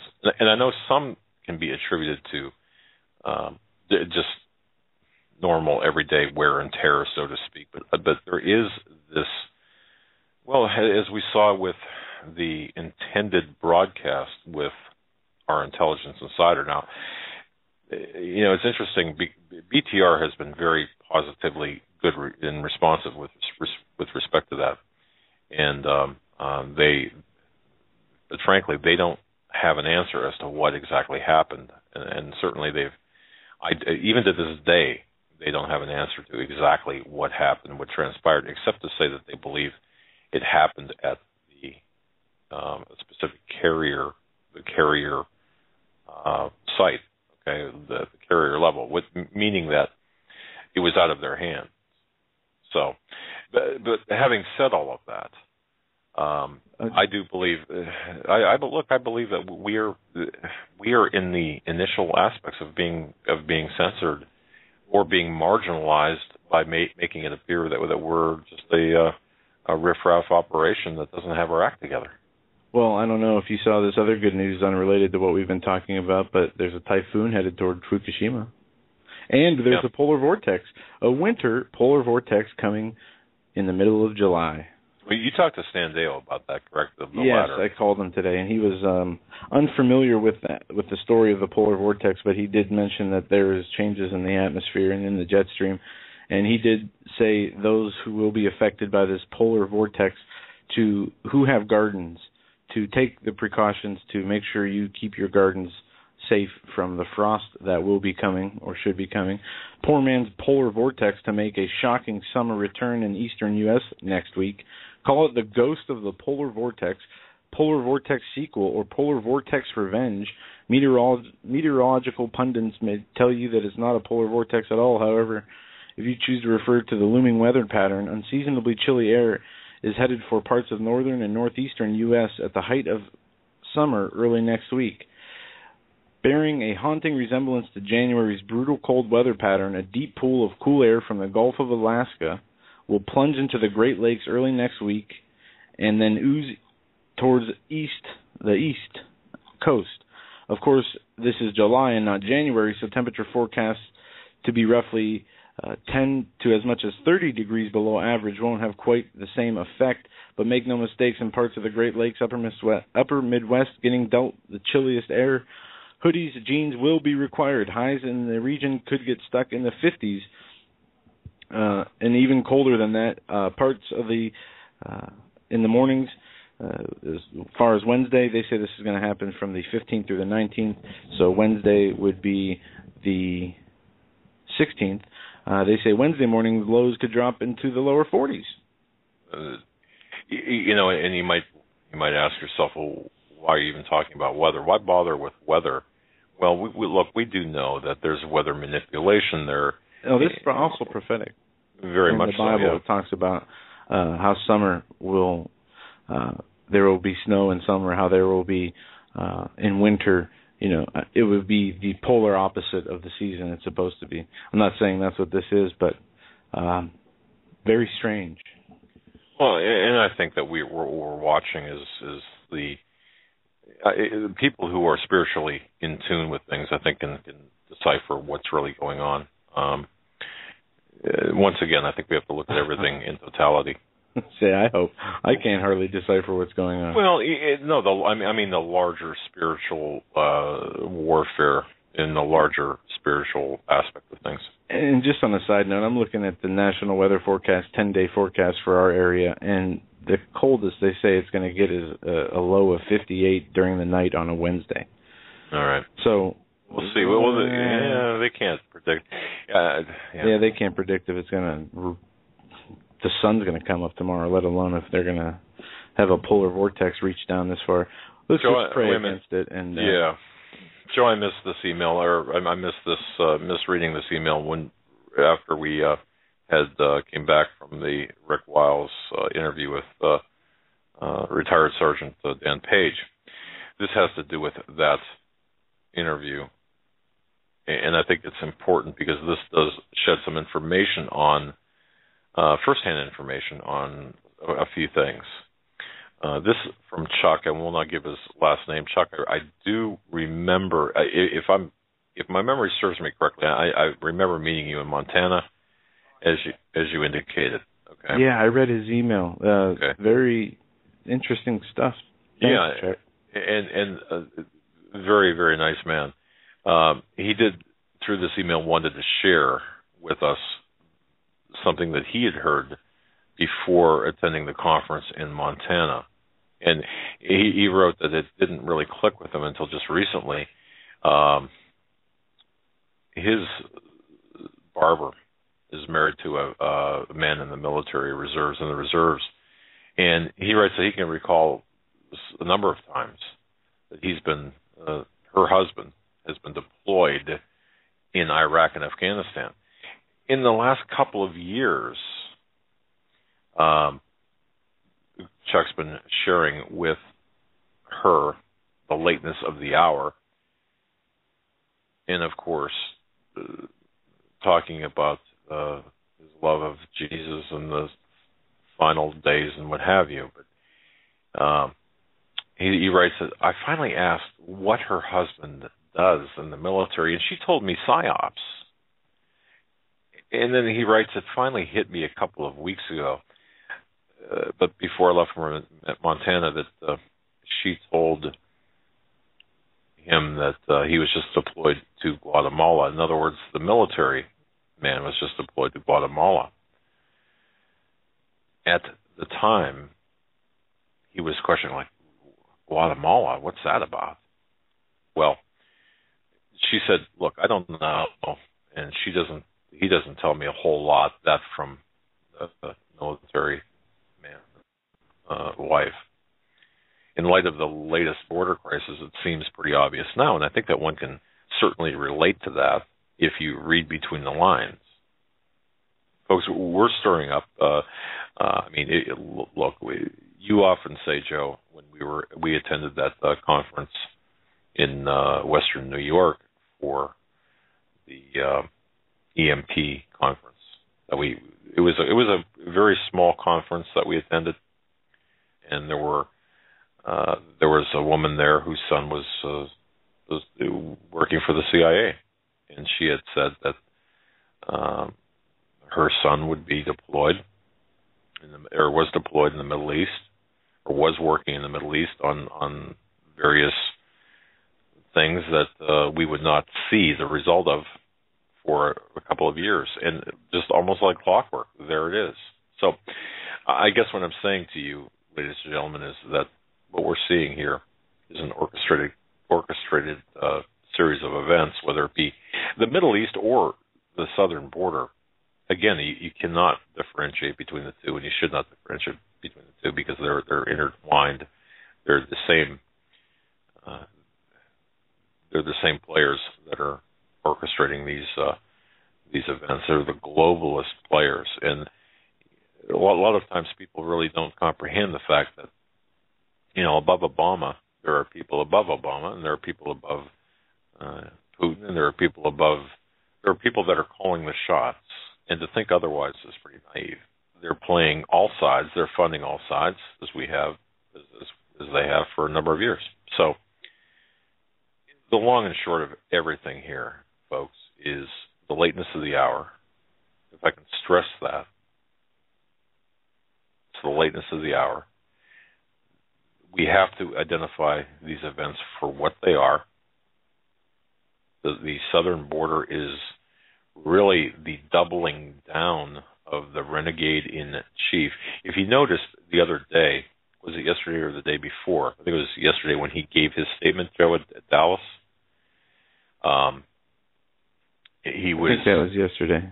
He clearly, okay. Now those people who have not been following or only following the events there and his political aspirations of immigration reform. If you look at that, he's holding our country hostage, or holding the border security hostage, pending immigration reform that will that will legalize or provide amnesty for the bulk of these illegals. So what retired Sergeant Dan Page had said was absolutely consistent with what we see Obama doing, and of course what we see this renegade doing. And the other side of this is the lack of resistance coming from the Republican Party. Folks, if we really truly had an active Republican-Democrat paradigm, if we really had this two-system or two-party government system, if it was working the way it was intended, there would be pushback from the political right. There is none. The lawsuit by Bonnier is really a toothless action. It really is just a smoke and mirrors, dog and pony show. And did you notice how quickly talk of impeachment, calls of impeachment, were dismissed by Bonnier? And one other thing, too, I happened to catch a clip of Mika Brzezinski on Morning Joe. I don't know how many people saw this. Joe, did you see this? Where? Nope. Okay, all right. And it's floating around there. I don't know if it's Real Clear Politics or some other. You can search on the internet for the YouTube, or for the YouTube video of Mika Brzezinski when attempting to, or when talking about the talks of impeachment of Obama. She actually appears, well, the word that they used was verklempt. Okay, verklempt. She actually became, or at least presented herself as extremely emotional. She couldn't continue. She couldn't say the word. She was, I mean, it was a pretty good acting job, if that's what it was. That should speak volumes of what's really going on. I mean, it's indicative, to me, at least, that performance is indicative of a lot of things, and that's the Messiah worship of Obama.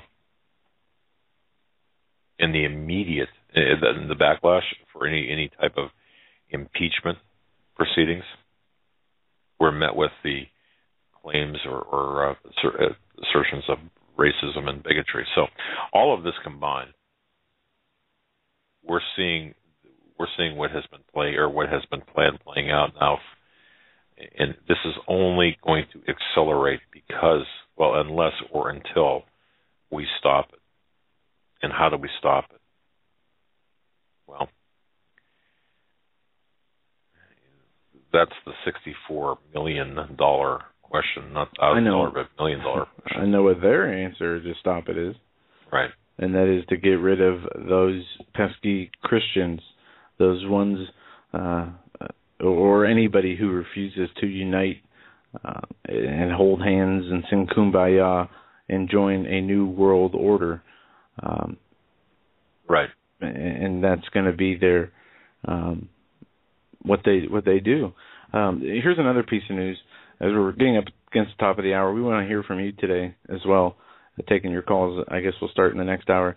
Senate committee quietly passes CISA cybersecurity bill that could broaden NSA powers. New cybersecurity legislation cleared the Senate Intelligence Committee on Tuesday during a closed session. Critics fear it may broaden the NSA's already formidable access to Americans' data.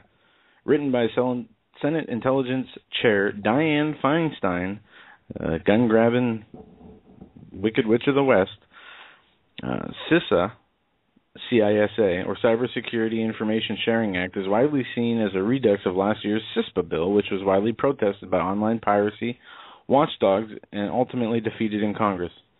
A draft of the bill circulated in June granted permission by the government agencies to retain and share data for a cybersecurity purpose, which was defined as the purpose for protecting an information system or information that is stored on, processed by, or transiting,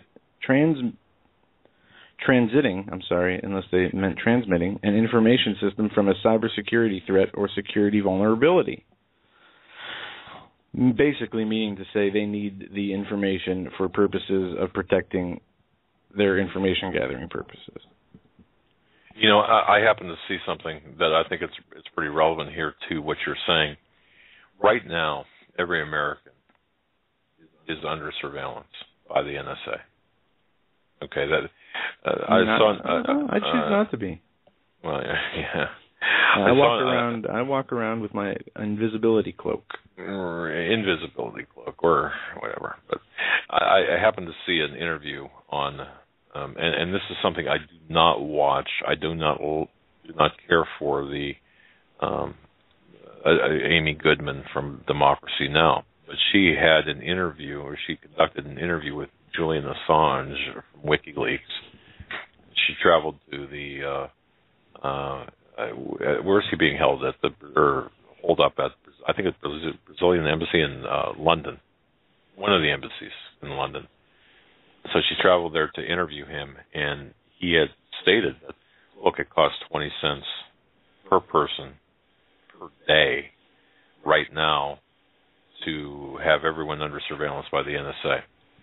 So everyone is under surveillance by the NSA, according to WikiLeaks and their disclosures, and this is well documented. And they were supposed to publish a list.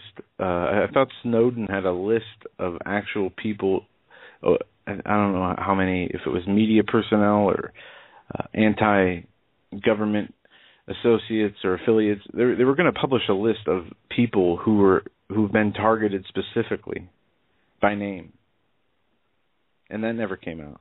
And there has been other information that has come out. If you, there's a site, Cryptome, and it's been making some headlines here or there, but it always puts out, along with public intelligence, information, government PDFs on different issues. One of the main issues on Cryptome is the information collections.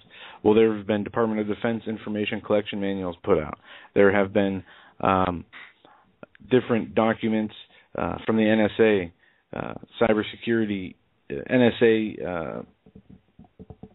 I'm not even going to read all these titles, but there are lists of, there are huge PDFs of spy tech releases, FBI info security tech, cell phone search warrant, NSA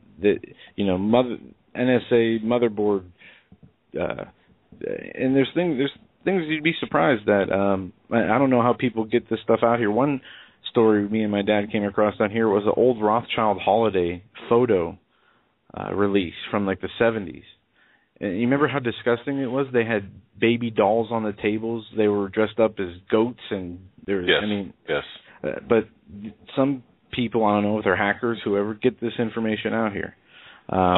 because we're short on time here, let me just say this.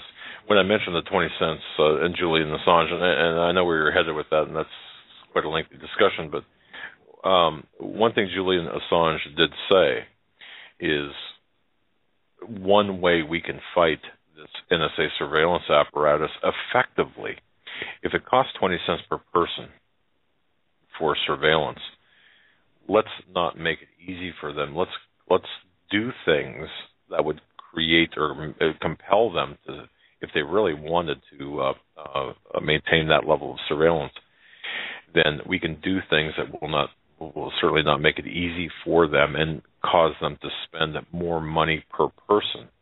That would, in fact, deter, because, I mean, where are they going to get the money from? If suddenly, if you cost them 20 cents a data to, and he went through the budget and explained where that 20-cent figure came in. Now, that said, make them spend $3,000, $4,000, $5,000 a day to conduct surveillance on you. Well, how do you do that? Well, that was the reason for the show with Steve Quayle and Rick Blaine. You know, you can, one simple way, for example, is to put your cell phone in this silent pocket type device, or in a pinch, roll it up in a foil, a lot of foil. It's certainly not going to work. It's not going to allow calls in or transmissions out, but nonetheless, you've got it there for emergencies should you need it. But I carry mine around in a jar of water. Yeah, well, I have problems working it afterwards, but yeah, it just sounds like you're in a submarine. But yeah, I was. My wife carries a cell phone with her, and I was just so tired of hearing it today. So tired of hearing it, this beep and buzzing and all the annoying sounds that it makes. Because, of course, she needs it right now for legitimate purposes because of family issues. But I just pretended. I walked away with it and walked near a bathroom, and the next thing she heard was the toilet flushing.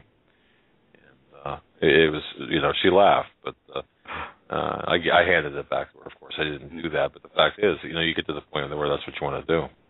Yeah, we're going to take the top of the hour break. Wait. A message from National Security Agency, subject number 70900. Folks, feel free, because July, in fact, I meant to bring this up yesterday.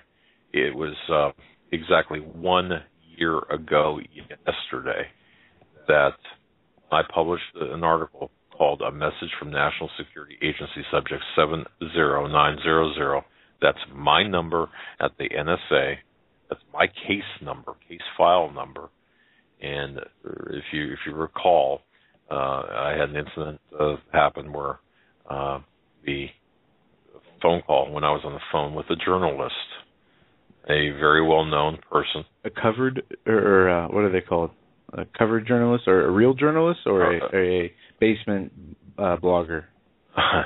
Not a basement blogger. Somebody whose name, if I would state the name, would certainly people would know the name. But nonetheless, when I went to hang up the phone, it didn't. There was a ring back, and I thought it was how when you hang up the phone, you get a ring back. I thought it was a ring back from the call, and I looked down and I saw the caller ID with the NSA Utah Data Collection Center caller ID on my office phone, and I couldn't believe what I saw. And of course, that went away quickly. But I did a year ago yesterday. I reported about that. So you can feel free to refer to me as NSA file number or NSA case number 70900. So I have a hard enough time remembering Dad. So I know, and sometimes you spell it backwards, which really just kind of... I don't know what that is. Yeah. All right. We'll be right back, folks. That last clip was Zbigniew Brzezinski talking about how it was easier to control 1 million people not so long ago, but today it's easier to kill 1 million people. I tell you, Brzezinski, if you want to kill me, bring your fossilized bag of bones over here, and we'll see who's standing after a head-to-head. But we know that through your deceptive and evil controls, you wouldn't fight anybody or go after anybody one-on-one. You just like to come in from the back door and do what you can to smoke them out while they sleep. But that just shows you the depth of evil these people work at. I wonder if Mika Brzezinski would be as verklempt over that statement as the word impeachment is associated with Obama. He's not claiming he wants to kill 1 million people. He's only stating that it was easier then to control them as it is easier now to kill them. There was no ill will towards people given in that statement. It was just as a matter of factly said.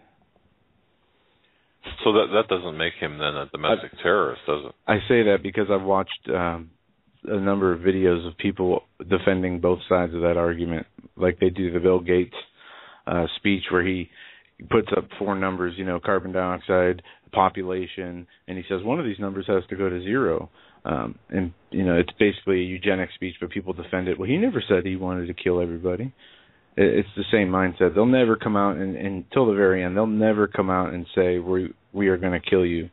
They're going to, just use their, and listen to the language he uses. And, you have a Brzezinski here, and like most globalists, very intellectual, very smart, vast vocabulary, sounds intelligent, sounds like a sweet old man, like somebody you'd want to have as your grandfather, only, as ruthless as can be. And people still flock to people like this. Between him and Kissinger, they're still hailed as the top foreign policy advisors in the history of America when they've done the most destruction out of any of them. Very good, Joe. And I was during the break, I was just telling Joe, I thought he was right on point the last hour, and I really appreciate that. And it was just fantastic dissertation last hour. And thank you. And I'll say what I told you off air. I try not to be angry or mad on air, and I kind of got mad. If so I guess that's what it takes. Yeah, that's a good thing. And righteous anger has its place. Hearing from the people, I just want to really quickly reference Dan, who wrote me an email here. And I'm not going to give, of course, no last names here, but Dan writes this. Hey, Doug, you're right on... or you were right on concerning your voice, the people's voice of dissent being obliterated. Now, he's an adjunct professor, and he encourages everyone to read George Orwell's 1984. Well, while you still can. It's going to open your eyes to everything that's taking place right now. And he writes, I'm a Christian and consider the book to be nothing short of prophetic. Well, of course it is, as we, Professor, as stated by Paul McGuire in his book, A Prophecy of the Future of America. It's all in there. He writes, below are 2 quotes that you should share with your audience. God bless and good luck, or God bless and thanks. And I'll share these 2 quotes very quickly, and then, Joe, you can take it from there. These are 2 quotes from Orwell's 1984, book 1984. And by the way, that was not written in 1984. I'm sure everyone realizes that. And I think these are 2 salient points here. Yeah. Remember we found in Tupper Lake, we used to go to old bookstores when we traveled. We found the original first edition copy of the book, and it was a couple $100, I think. Yeah. But it's a great read. That and Animal Farm. Yeah, it's amazing, folks.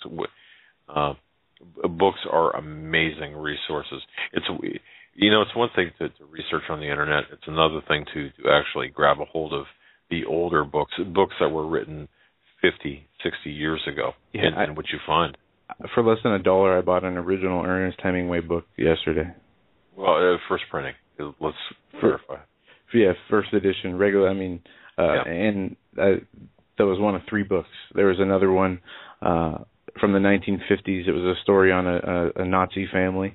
Right. And then there was a third book on American headlines from 1900 to 1950s, compiled in a book, Important American Headlines, for less than $1. It was at a thrift store that my wife frequents. Yeah, you can find a lot of good things. but here are two quotes from the book, George Orwell's 1984, and I think they're very salient, very important for today. First quote, excuse me, in a way, the world view of the party imposed itself most successfully on people incapable of understanding it. They could be made to accept the most flagrant violations of reality because they never fully grasped the enormity of what was demanded of them, and they were not sufficiently interested in public events to notice what was happening.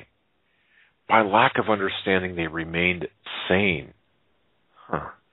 They simply swallowed everything, and what they swallowed did them no harm because it left no residue behind, just as a grain of corn will pass undigested through the body of a bird.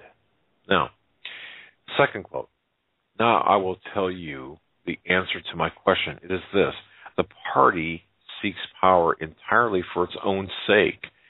We are not interested in the good of others. We are interested solely in power, pure power. What pure power means, you will understand presently. We are different from the oligarchies in that we know what we're doing.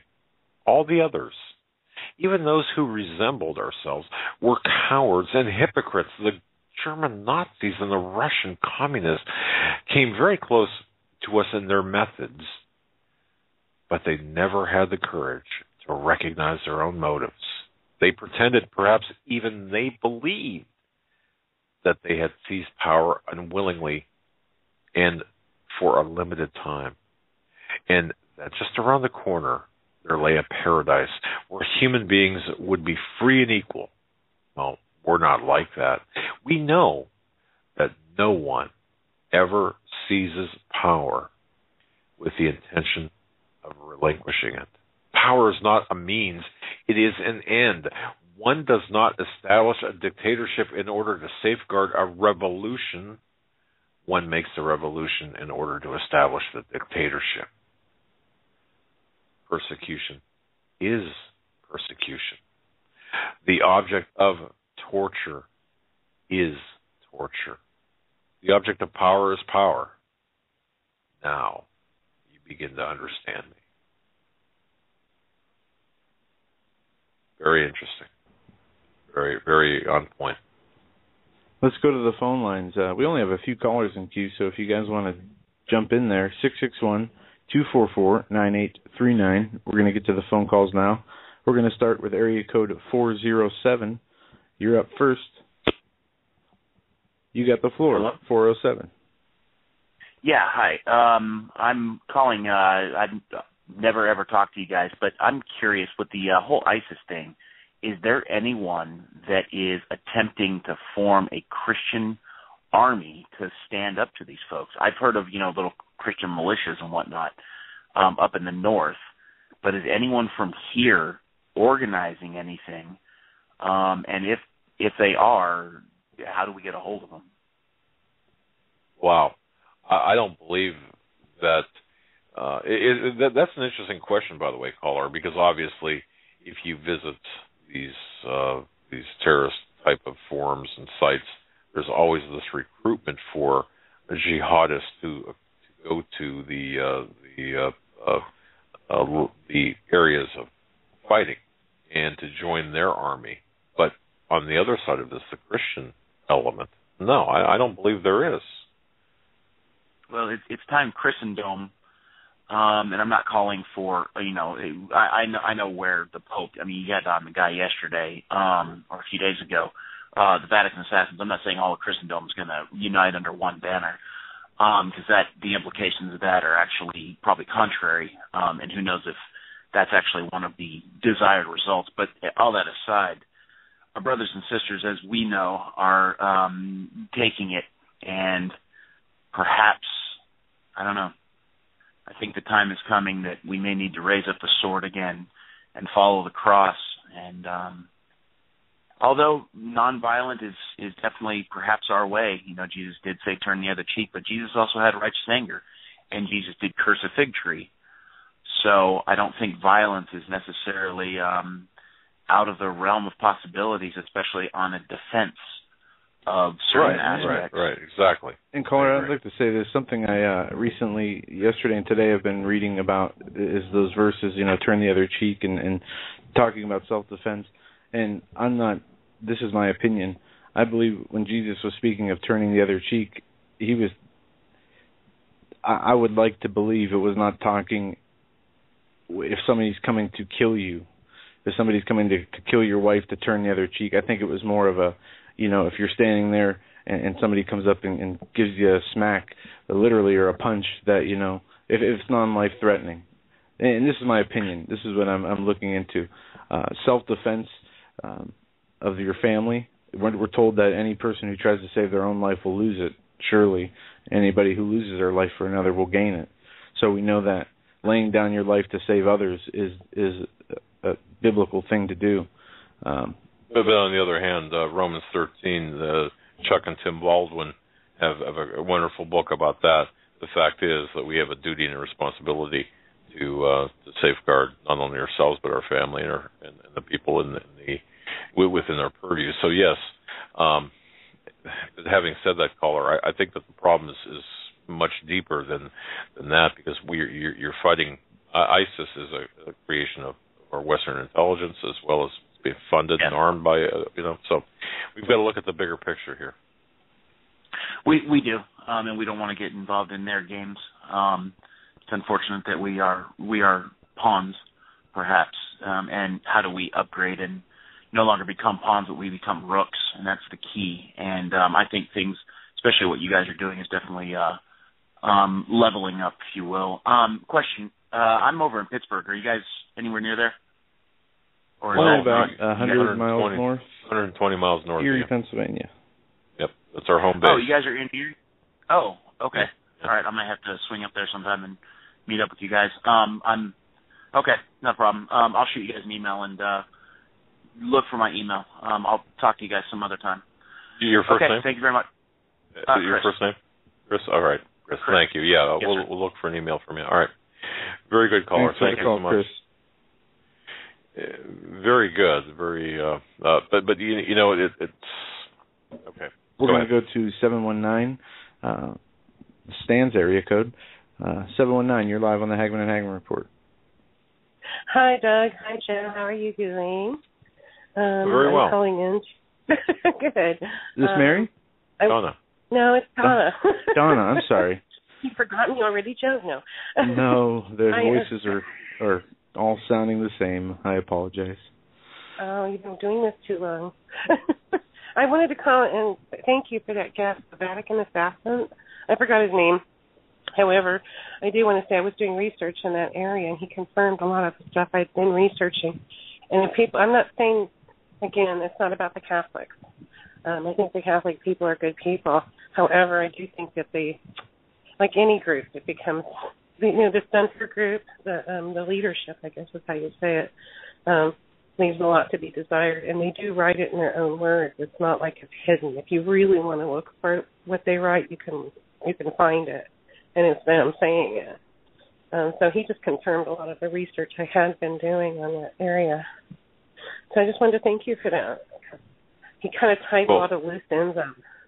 And that's why we brought him on, because we do know, and we've been doing research in the historical context of the power structure in which we find ourselves today. That plays an important role.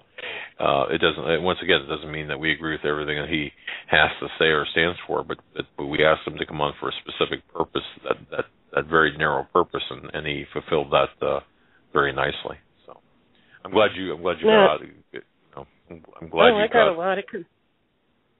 Like I said, it confirmed a lot of my research and tied up a few loose ends. But I was really glad to hear it. I mean, not glad to hear it, but you know what I mean, the research factor. However, right. I'll let you go. Let people call in, and thank you again. Have a thank nice you, day, Donna. guys. Thank you. Keep up the good work. Apologize for forgetting what your voice sounded like. Call more often so we won't have that happen again. I was just joking, Joe. No, I apologize for you. Oh, by the way, I did catch Rick Wiles' show today. It was really good. It creepy, wasn't but that good. Well, it's everything we've been saying, and Rick, God bless him, he's a good friend, a great guy, And one of the, he does as far a great as I'm concerned, job. you know, he does. He really does. That was one of the most powerful interviews, I think. That I mean, people, spread that far and wide. Tell people about that. I interview. did. I got my aunt listening to at least Rick Wild, and she's kind of changing and trying to get other people in her area to listen, but in her church. But people just don't want to know. I mean, it's not just secular people. I mean, they'll actually listen more about different things, you know, like the kids or whatever, the government stuff. But when you're trying to really educate them about the big picture, nobody wants to know. I can't think about that. I got to think about this. I can't think about that. Like, well, if you don't think about that, you might not be able to think about whatever it is you're thinking about. Exactly. It's frustrating. Exactly. Well, or it is. Well, Donna, thank you. Well, okay, bye. Yeah, thank you, Donna. Take care. Bye-bye. All right. And folks, you know, it's I've got respect for people like Robert Spencer, who are and Dr. Daniel Pipes and others who are saying, look at the threat from the Islamic community, and I agree with them. However, they stop at that. Right. They stop right there. I mean, look at this headline. We don't have to get into the story. We'll go back to calls, but the threats from within. EPA claims it has power to garnish wages without court approval. Of course. It's a Fox News story from yesterday. So check that out if you guys get a chance. We're going to go back to the phones. We're going to go to international caller. I think this country code 15 or 150. Not sure how that works. International caller, you're live on the Hagmann and Hagmann Report. Hello? Hello? Okay. Yeah, that's you. You're up. That's me? Okay. Hey, this is Bob in Guatemala. How are you guys tonight? Very well. Can you hear me? Yeah, we can. Bob, great to hear from you. My dad was muted. Oh, there we go. Sorry about that. That was me. That sounded weird. Listen, when you guys do those pauses, it's really scary because we know some of the things can happen. It's like, uh-oh. you kind of catch your breath on those long pauses there, Doug. So, hey, think about that. And thanks for no more commercials on the treats there, buddy. I mean, it sounded really great. But, you drove me crazy. But hey, listen, the other night when Dave Hodges was on your show, he talked about the train that the kids are riding up there on. Yes. They call it the Beast. And he said that it originated in Nicaragua. Well, I have to disagree with that as I live here in Guatemala, and there are no viable train tracks that run through Guatemala from any country. They have the old narrow gauge rails, and you might even see them in some of the places around the country. The only locomotives I have seen in the country are under a shed in somebody's park in somebody's little town, and it used to work someplace, but basically they were used to haul bananas or coffee or, different kind of things to the ports. But there is no train track that runs through Guatemala from any place. It doesn't happen. Okay. So, well, we'll pass that along to Mr. Hodges. And Bob, I have a question for you. How long ago was it that all the children in your village started disappearing? Well, I don't live in the village, so it's not like, and I help the people here where I do live, and I don't know anybody that I know of who has actually left. Now, that was one of my points, is the fact that I've lived here for a long time, and I worked at an orphanage for a long time, and the only thing those children could think about was going to the U.S. So this is not and then, so many people, they watch the TVs, they watch the sports, they watch all this other kind of stuff, and of course they get involved in soccer. That's pretty much worldwide, even more than the States is. But still, state is still the pie in the sky, so to speak. You know what I'm talking about? It's like that's the place where it all happens. They see people who come here from the States to help them, and it's just like, why not go there? And I keep encouraging them. You don't really understand what is going on there. So it's like, if you don't mind me, sure. If you don't mind me asking, where are you located in Guatemala? I'd rather not say that, but I'm in. Okay. I'm outside. I'm outside of the city. Okay. All right. Well, can you shed some light on exactly what's happening then? Why the sudden influx, at least from your perspective, being in Guatemala, why the sudden influx, or what is perceived to be the sudden influx of the mass exodus from Central America into the United States? Well, there again, it's just the fact that I had talked to some people just the other day, and they told me that there are 1 million Guatemalans that live in the U.S. that are legal. Okay? So there have been a lot of people who have immigrated from Guatemala to the United States. And as I've been out in the countryside working with what I do in missionary work, you go into a village that's basically a bunch of shacks. Less than a shack, what you would call a shack in the U.S.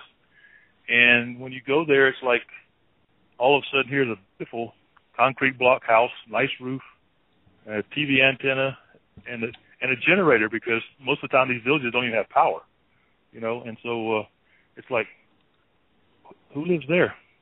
Well, their family lives in the U.S. and sends them money every month. And they've come and built a nice house for their mom. And they've done this other kind of stuff. And because I understand that there is $1 billion per year that comes back to Guatemala from the U.S. from family members there. That's pretty impressive, that they care about their folks, and they do want to take care of people here. So that's very encouraging to me that they Absolutely. do that. But the question though remains: what changed over the last, I don't know, 6 months, 6 a year. months, yeah, to cause this massive change? I don't watch TV. I listen to you guys. Watched alternative media and have for years, and get most of my information off the internet. So I don't watch the local TV. I don't get the news. I don't get the newspaper. I'm semi-isolated, so unless somebody tells me what's going on, but I can't really answer your question as to what changed where everybody wants to go there at one time. But mine, okay. When you said about the gentleman who came here with the armed forces a minute ago, it was like, I'd like to know where he went. It's just like, because it happens all the time. So it's just we have no idea about. So okay. One other thing that I'd like to mention is, the kids who are coming in, they're saying they have all these different kinds of diseases and stuff like that are so contagious. And I'd be happy to get in touch with you later off the air, but off the not live, but because there are so many things. I work with different naturopaths here and different herbalists, and we cure just about everything. You just can't imagine, and it's really, really simple. And it's so simple that most people don't believe that it will happen, and therefore they won't try it. I tried to contact a friend of mine in the States. I'm from Mississippi, and he had contacted this stuff called with the bacterial that eats you. Okay, that eats the flesh-eating bacteria is what I'm trying to say. And so the stuff that I know about will stop that.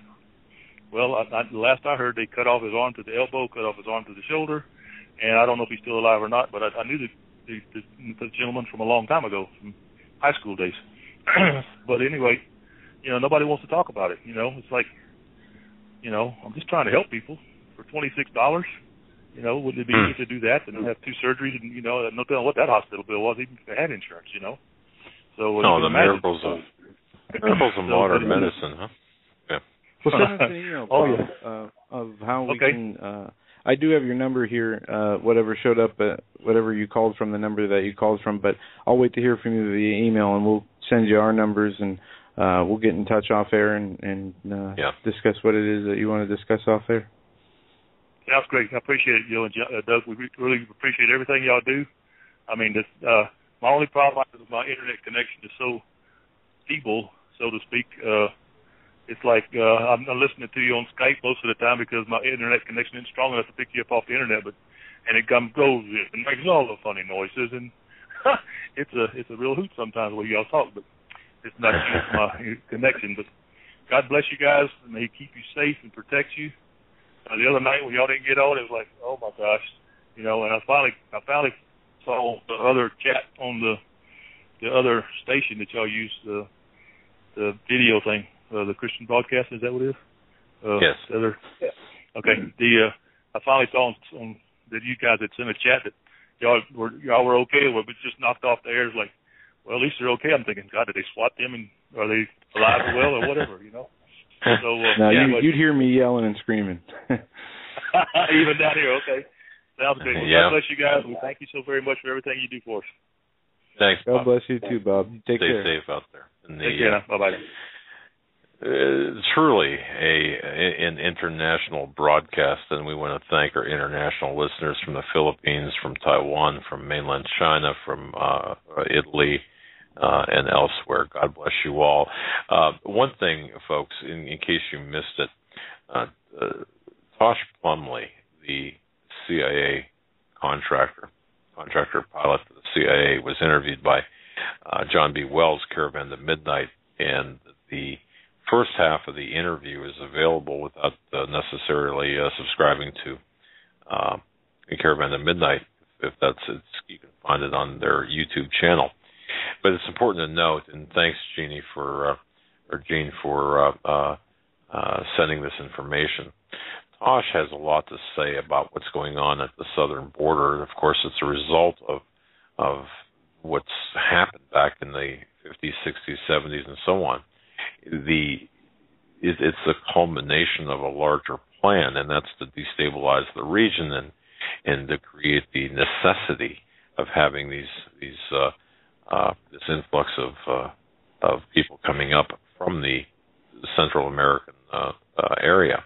But one thing that's very important that Tosh did say is that really this is somewhat of a diversion from the larger story. The larger story being is that the Middle Eastern Muslim terrorists, including but not limited to members of ISIS, are in fact paying coyotes or being hooked up. I mean, they're very well funded, so they have no problem grabbing somebody to shuttle them up through our southern border into the United States, where they're fanning out, bringing with them some pretty significant weaponry. And this weaponry does include the missiles. Leftovers from Fast and Furious? Well, actually, it's interesting you asked that question because there are many warehouses on both sides of the border that have been stocked with weapons, and we've reported on a number of stories where there have been caches of weapons found. Only a very small percentage, but you're talking about military-grade hardware, weaponry that's intended for use here in the cities. Now we've domestically, this is a planned operation. This cannot exist without the assistance, much like the situation in Syria with Assad in the civil war that was fueled and funded by Western intelligence interests. This could not exist on its own necessarily. This requires it doesn't necessarily require, but it has Western funding and funding in direction by the globalist powers to bring in this weaponry into the United States. Imagine a Stinger missile taking out an aircraft here in this country, or multiple Stinger missiles taking out aircraft, or, as you had reported earlier, Joe mentioned earlier, the dirty bombs. And as we heard from Sergeant Page, Rick Well's interview, about the pre-positioning of the former, recall the former suitcase nukes from the... So all of this is working. This is a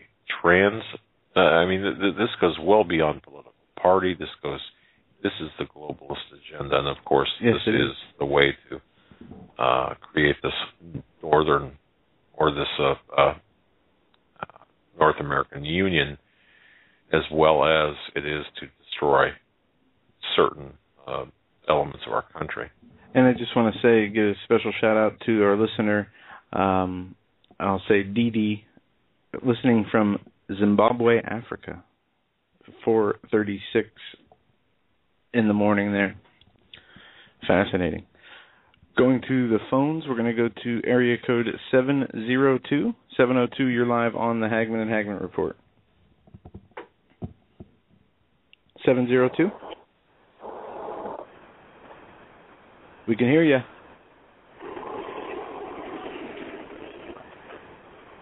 All right, we're going to put you back on hold. We have another international caller, country code 97 or 972. We're coming to you now. You're live on the Hagmann Hagmann Report. Yes, so 972 is my country code. Yes. This is Hannah calling from Jerusalem. I wanted to tell you that I looked at Steve Quayle's website yesterday, and he said that Tosh Plumlee was going to be interviewed on Rick Wild's show, and I downloaded it, and he said exactly what Doug just mentioned, that these children are just a ploy, it's a diversion. The real reason for this sudden invasion was to get these, unfortunately, what they call OTMs, or other than Mexicans, across the border, to go to various cities carrying, God forbid, weapons of, as you said, deplete uranium or God knows what, nukes, whatever. But, Mr. Plumlee did definitely say that this is all a diversion. They all say, the TV is, talking heads are talking about this is such a humanitarian disaster. We have to help these children. But they're missing the point. The reason why that they're not letting reporters come down and film what's going on at the border is, and they're being threatened with them being thrown in jail if they dare go to the border, is that probably more than 50% of these people getting through the border are Muslims coming through the corridors through South America, and that was totally alarming to me. So I just wanted to, it's funny that you just took the words out of my mouth, because that's what I was thinking about. On top of that, I was concerned that W is not calling in anymore, and I hope that he's all right, and I'm looking forward to him being able to speak to you again, because his information is just so important, so vital. And I just wanted to, convey that to you. Yes, he's fine. He's been extremely busy, involved in some things here over the last several days. I just talked to him probably 10 minutes before airtime. Yeah, I heard his voice today. I can verify he's okay. Yeah, he is okay. So that's believe me, he will. The message that he has will be heard, I guarantee you. And caller, if we can ask, we were talking in the second hour about what's happening in Jerusalem, in the West Bank, how Hamas is using, launching attacks from civilian homes and then making the civilians victims of the retaliatory airstrikes. What is the danger level increasing over there? What's happening in Jerusalem and Israel right now? They're shooting missiles so deep into the territories, all the cities, major cities of highly dense population areas in Israel. My daughter lives in Tel Aviv, and I'm in Jerusalem. And I had to go into a shelter today. I heard 5 loud booms. It sounded like it was literally right above my building. It was very frightening. They were intercepted, thank God, by the Iron Dome. My daughter has been under a barrage of missiles yesterday. They've been hitting Tel Aviv like crazy. But thank God, because the Iron Dome is situated in only in the cities, they're obviously not going to put them all over Israel, but they're empty fields, and there's no need to use them. But so far they've been intercepting, and thank God that no one has been injured. It's been miraculous, actually. So it's been working so far, and Israel they're under a campaign now where they're going to invade Gaza very soon, any day now, maybe tomorrow, because we can't handle this anymore. I mean, it's like, would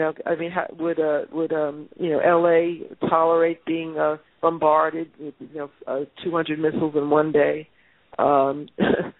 Killing major population centers, or would any city north of the Mexican border, would the United States tolerate being attacked with hundreds and hundreds of missiles? I mean, it's been over 500 in the past couple of days, and it's very frightening. You're at work and all of a sudden sirens go off, and you have 30 seconds to get into a shelter, and it's a very frightening situation. But well, thank the Lord you're safe. Pardon me? I said thank the Lord that you're safe and your family's safe, and that you guys do have the warning system set up, and that you have the capacity to shield yourselves from those incoming attacks. Well, we have no choice. Well, yes. Unfortunately, yes. If I may ask, what is the sentiment, the public sentiment, about the government of America's position with respect to the current level of fighting, and of course our apparent, ostensible lack of backing up Israel? Our leader, Bibi Netanyahu, he's a very smart man, and he's always known right from the get-go that Obama was anti-Israel. He's not stupid, and he's very diplomatic, but it's well known among his own circles that he detests him and sees him as an enemy, and knows that he's involved with the Muslim Brotherhood, and it's public knowledge here. It's sad. It's the first time Israel has not had the backing of the United States ever since it's been created, as the state since 1948, and we see him as a threat. We see him as a threat towards the entire world, not just towards Israel, and towards the United States as well. And we feel for the righteous Gentiles in the United States. We pray for them, and we sincerely hope that the brave patriots will be able to stave off any type of God forbid attack, within the homeland. But I feel very torn because I still have relatives in America, and I keep telling them, if you're not prepared, if you live in a large city, you're a fool. You have to make preparations, and they think that I'm nuts. They don't believe me. And I said, can't you see what's going on? Do you have access to any of these alternative media websites or internet radio shows? And I mentioned you, and I mentioned Steve Quayle and Sheila Zelinsky and a whole array. I said even Drudge is picking up major stories by Alex Jones, and Alex Jones has turned out to be a true blue, 100% real deal guy. Everybody thought he was a crackpot. But everything he's saying has been prophetic and coming true, and yep. People just don't want to believe it. They don't want to hear it. And I was speaking to my husband tonight, and I said, "Get out! I don't care where you go. I have a daughter. He still lives with my daughter in New York. I said, get out of New York.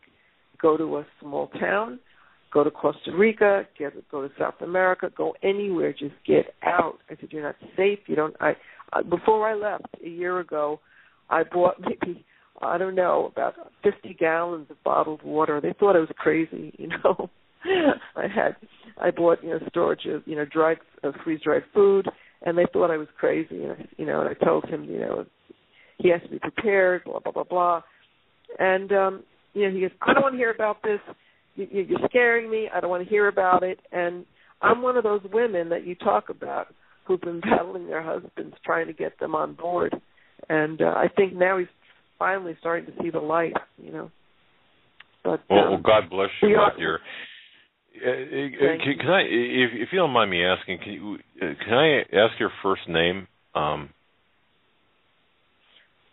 Yeah. Well, I might as well give you my first name because I've published so much information over the past 5 years against the renegade in charge that I knew even before he was elected as a candidate that this man was a Muslim and he was no good and he was going to destroy America. I knew right from the get-go.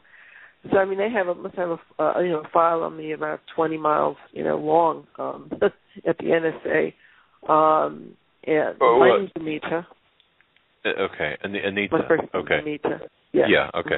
Mm-hmm. That's all. I'm sure there are many Anitas. The reason I ask that is because I would love, both Joe and I would love for you to call in we're concerned, number one, for your safety and security, it being in Jerusalem and being over there, and we would love for you to call in with updates at your leisure. Because you're on the ground there. You see what's going on. You're aware. You're awake, and such intelligence, such information is so valuable to us over here. We're not getting anything close to what's really going on. And if we can impose upon you at your when you can, we realize there's a significant time difference. But I'm telling you, I set my clock. I'm up at 3:00 in the morning to get you guys. That's how dedicated I am. And, wow. I listen to Sheila Zielinski. I listen to Alex Jones. I listen to whomever is on, Rick Wiles. I mean, the whole slew of all the alternative media I listen to. I listen to Republican Broadcast Network. I listen to even Pete Santilli, even though sometimes he's a little off color with his language. I listen to everybody. I listen to John Moore. You name it. I listen to them all those shows that speak the truth and know about what's going on. I used to watch Jesse Ventura before they pulled him off the air when I was still in the States on was it True News? What was it called? I forget his TV station, but they had to pull him off because he was getting too controversial. I'll never forget when he showed that FEMA camp with his camera crew. And he was asked, it was empty at the time, but there was a playground set. And he said, who are those for? He said, those are for families. He said, well, where are they? Well, we can't tell you that now, sir, How come the barbed wires, instead of turning outward to protect people, how come they're turned inwards? In other words, not letting people out. And she said, well, we can't answer that right now, sir. You'll have to talk to so-and-so. They were so evasive, and then there were people that came up in a black SUV and said, "You have to leave now. You have to get off." I understand that Jesse Ventura is now out of the country. He doesn't feel safe. A lot of people feel very threatened. I mean, even Alex Jones mentioned the fact that he feels so torn. He loves his family and he doesn't want to put them in jeopardy. However, his family goes all the way back to the Mayflower. He's a true patriot. He has relatives that fought at the Alamo, and he's going to stay and fight. And so I follow all of these righteous Gentiles, and I pray for them all the time. And I feel very, I still feel very close to America, and I'm sad that I had to leave, but I had no other choice. I remember I listened to V a year ago, and he said, if you have a chance of a passport to go to another country, get out now while you can. If you have a chance to support yourself somewhere else, get out now. I'll never forget that. I spoke to V on the phone, and and I told her that those were my plans, and so he even he even gave me some information about how to ship certain things, if you know what I'm talking about, out of the country, and he's been very helpful. And I always, whenever he's on with you guys, I always tune in, VW, whatever, and I listen to you guys a lot. So, we really appreciate it. Yeah, don't worry about Israel. We intend to survive. There's going to be a ground war in Gaza, and please God, we'll take it back. We know it belongs in our country. We never should have given up in the first place. It was the biggest mistake. So we know who Obama is. We know who he is. We know what his intentions are, and I even knew. I mean, I remember when Glenn Beck was on the air when he used to be normal 5 years, 6 years ago. He was on Fox, and they let him have a venue at 5:00 every day for an hour, and he would talk about the whole plan, the whole agenda. And I remember one day he broke into tears. Everybody said, "This guy's a clown. He's crazy." He was crying because he knew what the plan was. He knew he had an insider who was warning him. Somebody within, I guess, one of the elitists told him. He broke down basically what was going to happen to America and what they had planned for all of us, and depopulation and FEMA camps and the whole 9 yards. And he's the one who blew the whistle on various communists in the White House, like Van Jones. He was the one responsible for Van Jones having to leave office because everybody he let it out that the guy was a communist, and then he had there were so many things that he said that illuminated me to the truth. I mean, he was talking about that Obama was going to sponsor a caliphate. There was going to be an invasion of Libya, and there was going to be a change of regime in Egypt. He said this about 2 years before it happened.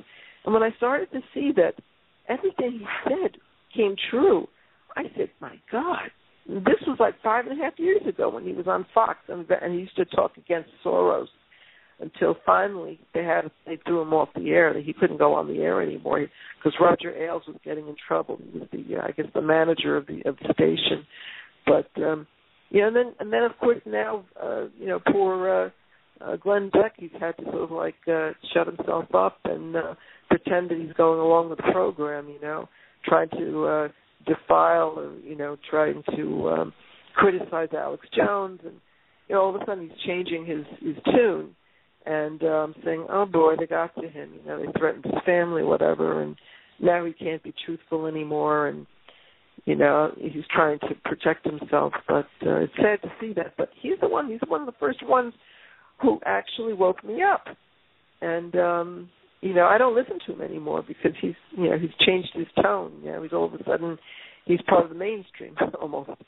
But I don't want to be too long-winded. I know you have other people that you want to speak to, so but I will call please. Again. I'll let you know what's going on. Okay. Please do so, and our prayers are with you, and of course your husband here, and your family in the States. And I ask all of our audience, all of our listeners, to keep you in prayer for your safety and well-being as things get increasingly dire and hot over there in Jerusalem and Israel proper. So. No, you're not. My last parting statement to you is you're not going to believe this, but as I was hearing the booms going off and the floors shaking in the shelter, I still said, I feel safer here than in the United States. But for some odd reason, because we have an army that is protecting us. Where's the army in the United States? They're not there. They're all over the world. They're being sent back to Iraq, and all you have is Department of Homeland Security who actually are working for Obama. They're his brown shirts, you know what I'm saying? So here we have an army who actually really wants to protect its citizens. So even ironically, with all the sirens going off and the missiles going off, I still feel safer here, oddly enough.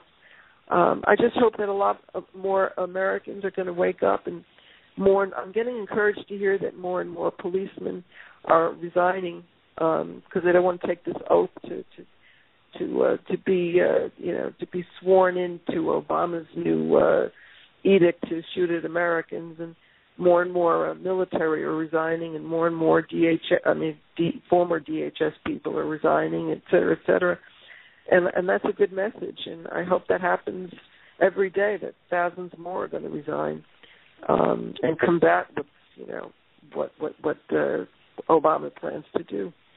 And I'm not just saying Obama. I mean, Bush is just as guilty.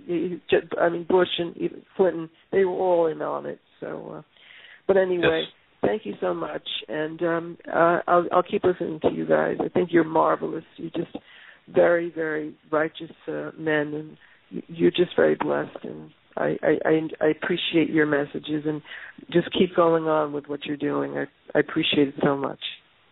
God bless you, and thank you so very much. Yeah, thank you so much. Okay. Wow. Have a good morning. Shalom from Israel. Thank you. Shalom. Bye-bye. Shalom. Bye-bye. Wow. Well, this was a nice show of international callers. Yes, it was. And sadly, our time is up here. Tomorrow night, we have no guests scheduled as of yet, and I don't know or think that we will.